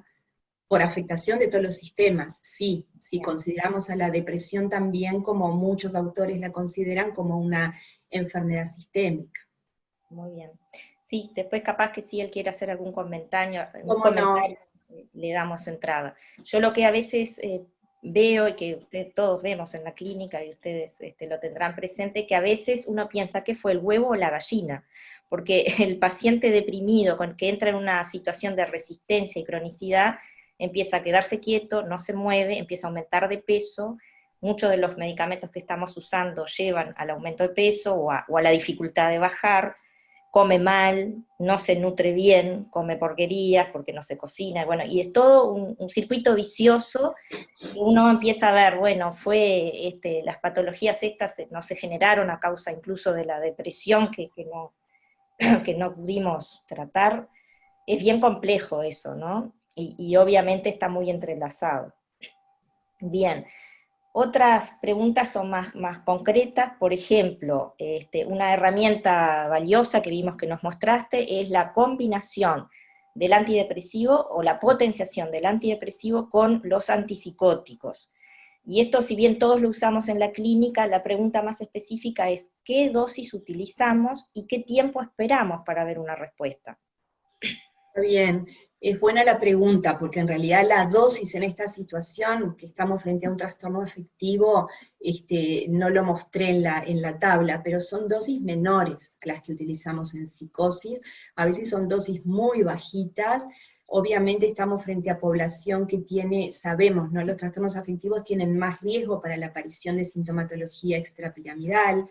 Si bien para los atípicos no está tan descrita, esta sintomatología puede verse. O sea que estamos más bien en un rango bajo, en la mitad de la tabla, diría, en relación a la dosis máxima recomendada como antipsicóticos en la psicosis, pero por citar ejemplos, muchas veces la potenciación con 2,5 miligramos de aripiprazol da resultados. Entonces, es bueno utilizarlos en el rango bajo, sobre todo para evitar efectos adversos innecesarios, ¿verdad? Muy bien. Innecesario y que a veces nos enmascaran el cuadro más todavía, porque si lo neuroleptizamos al paciente, seguramente sumamos efectos adversos que colaboran más a la profundidad del cuadro depresivo, quizás. Pero bueno, está bueno eso, tener presente que las dosis son más bajas. Y el tiempo, perdona, que no me quedó claro. ¿Cuánto esperamos? Bueno, en realidad los autores plantean, igual que para el litio, que me llamó la atención que los tiempos son relativamente cortos, ¿no? Porque ellos ya hablan de que en 2 semanas algún movimiento tenemos que estar observando. Por supuesto que parece medio poco, 15 días, pero el concepto ¿cuál sería? No eternizarnos con la estrategia. Si hay una buena respuesta, bienvenido sea, y si no, al mes, ir viendo de retirar si no tuvimos ni un movimiento. Perfecto. En ese sentido es que a veces los autores, si bien uno plantea que la escala puede ser engorroso su uso, que de pronto no nos aporta mayormente para el criterio clínico que tenemos durante una entrevista, a veces en estas situaciones donde conviene medir el resultado de una estrategia pueden tener su utilidad. Eso es lo que se plantea, ¿no? Muy bien, muy clara, Patricia. Bueno, después la pregunta es, capaz que Mariana puede ilustrarnos un poquito más, sobre el tema del síndrome de abstinencia, y todo este capítulo que tú hablaste, que ha sido bien complejo, ¿no? Y que nos enfrentamos, yo por lo menos, es la primera vez que escucho en una conferencia, Patricia, este tema, si bien lo había leído y había tenido contacto con él, es la primera vez que lo escucho así, como un tema identificable, que es la persistencia sintomatológica más allá del síndrome de abstinencia aguda, y las complejidades realmente que nos genera este cuadro. Tanto que ahí hay como un enredo en la confusión diagnóstica, ante qué estamos. Estamos en un producto de la retirada aguda del medicamento, activamos genes que desencadenaron otro trastorno psiquiátrico. Realmente tenemos que tener bastante más cuidado cuando movemos un medicamento que está hace muchos años en un paciente, y en qué es lo que vamos a esperar cuando eso sucede, y hasta me pregunto, lo lento que plantean, ¿cuánto es lo lento? O sea, no estamos hablando obviamente de 2, 3 semanas, sino me da la impresión como de meses. Claro, sí. Por eso es un concepto del que no hay demasiada literatura, ¿verdad? Pero bueno, me parece que es un tema interesante para seguirlo y para ser más cuidadosos a la hora también de la indicación del antidepresivo, de los tiempos, ¿no? Exacto, bien. Bueno, no sé si, creo que hay algunas apreciaciones más. Sí, Ricardo preguntó si hay biomarcadores para buscar subtipos específicos de depresión resistente y ser como más específicos en las intervenciones, hacia dónde apuntamos. Uh-huh. Y bueno, se está investigando mucho en esa línea, ¿verdad? Y obviamente se está intentando justamente de buscar subpoblaciones, ¿no? Se está en esa línea. Se está investigando mucho, no tengo en este momento no, obviamente no hay biomarcadores específicos en este momento, pero se está investigando sí mucho en esa línea, de identificar subpoblaciones, ¿no? Bien. Justamente para apuntar a tratamientos más específicos. Bien. Incluso con respecto a biomarcadores inflamatorios, también hay estudios en esa línea, ¿verdad? Perfecto. Pero no, como que estamos... A Mariana, si querés que... Ahí va, disculpen, pero cuando justo hablaste estaba inactivada para hablar. Este comentario de María surge porque yo justo tengo una paciente que interconsulté con Estrés Gilevich, y él fue quien planteó este síndrome de discontinuación prolongada con los antidepresivos, y realmente fue una paciente muy compleja, en donde era muy difícil discriminar si, bueno, una vez planteado este diagnóstico, que la verdad que yo no lo tuve presente porque, bueno, había sido un cambio de un antidepresivo a otro, en realidad, un inhibidor selectivo a otro inhibidor selectivo, yo la recibí a esa paciente ya con el cambio. La paciente tenía un cuadro de agravación sintomática, con mucha agitación, mucha desestabilización, e ideas suicidas, y él planteó justamente la posibilidad de un síndrome de discontinuación, que yo no lo había pensado porque la paciente seguía con otro inhibidor selectivo realmente, y pensé que con eso estaba cubierta, si bien él justamente planteó que igual podía darse. Y bueno, ha sido una paciente muy compleja realmente, porque el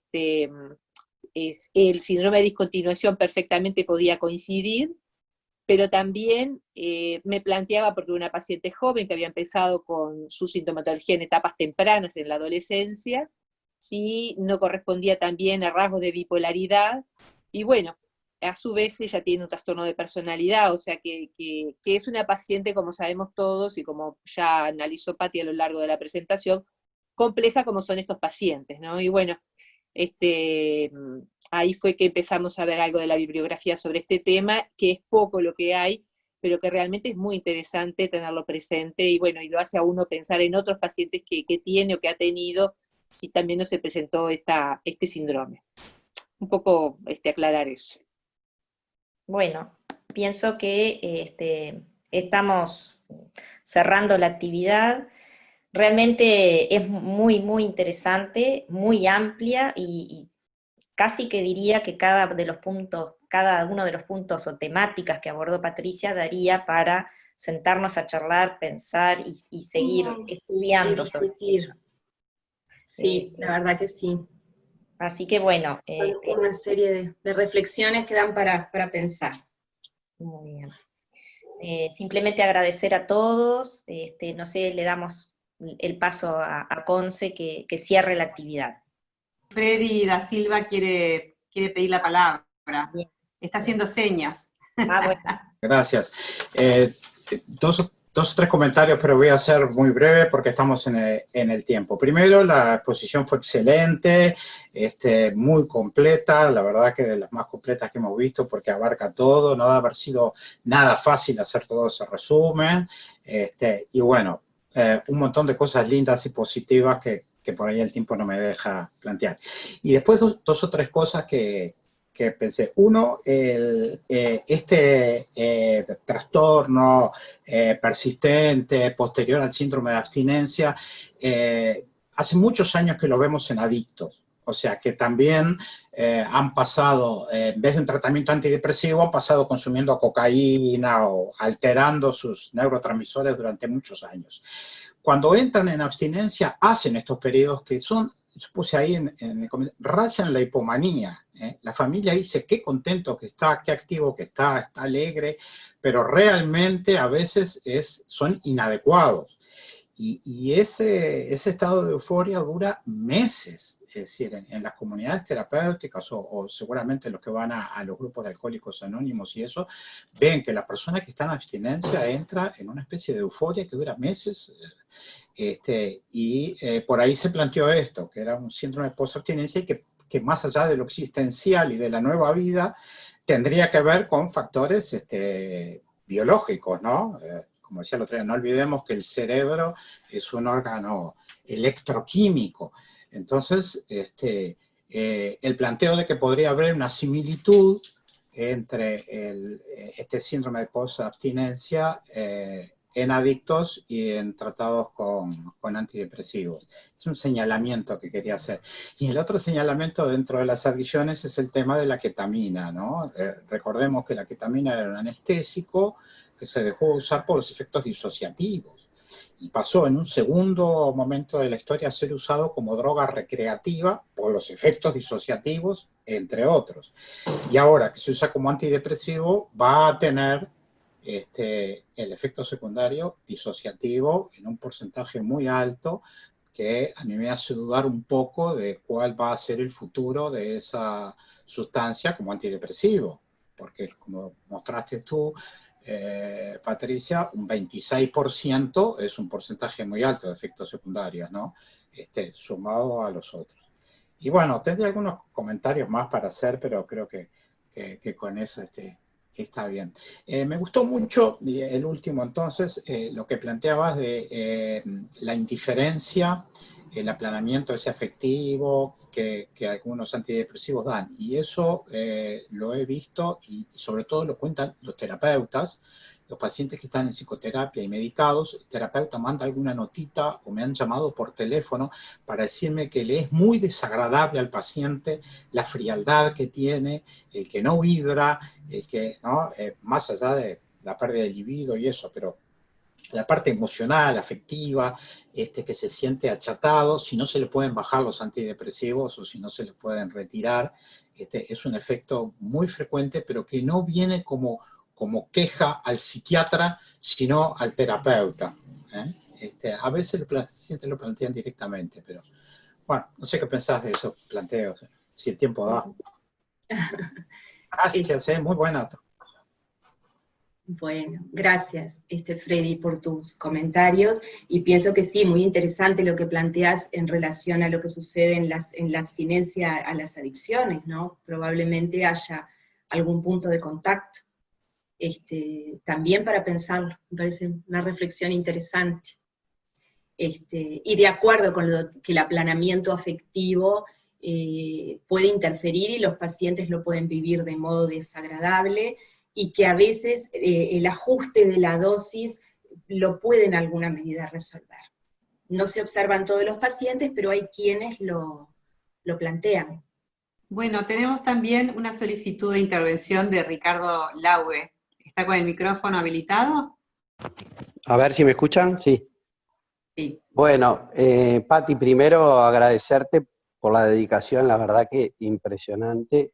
Yo sentí que hicimos un viaje por el tema y tocamos todas las paradas necesarias que nos muestran la importancia de este tema. Después quería hacer dos comentarios. Primero, que creo que este problema o es que estamos hablando hoy, nos está mostrando muchos aspectos de la falencia que tiene la medicina en las enfermedades persistentes o no transmisibles o crónicas, como se llamaban antes, ¿no?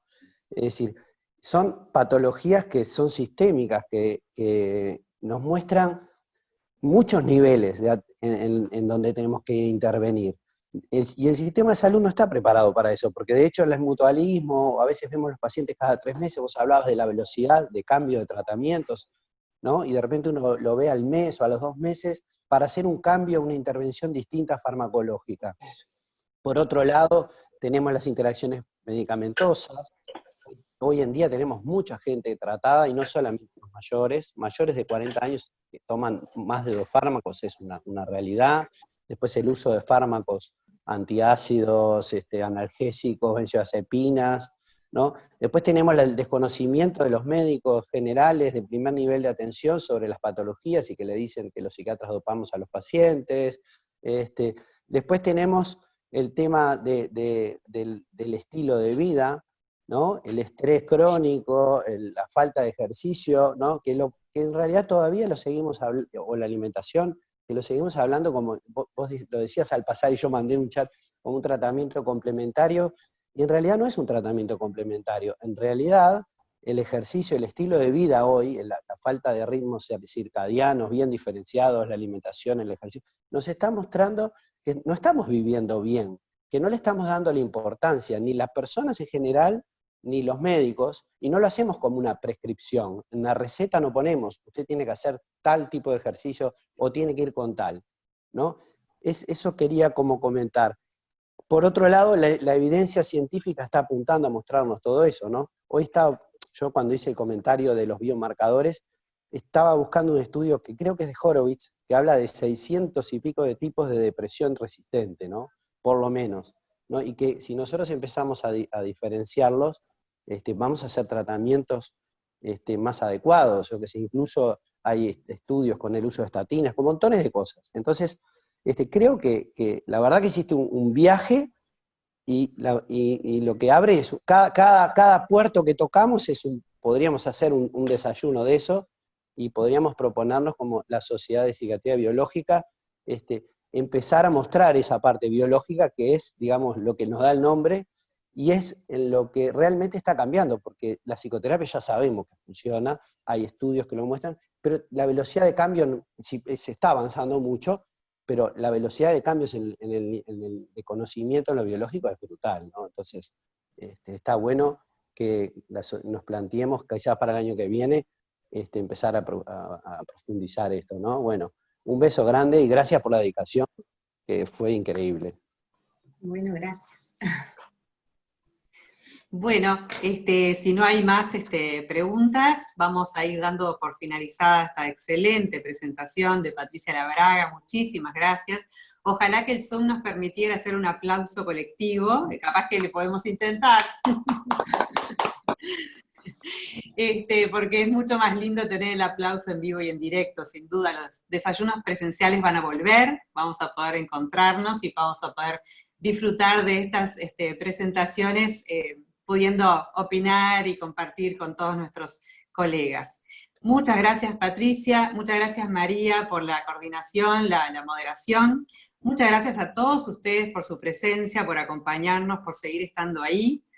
Y muchas gracias al Laboratorio Servimedic que apoyó esta actividad. Bueno, nos vemos entonces el 1 de agosto con el próximo desayuno de probióticos. Gracias. Bueno, muchas gracias a todos.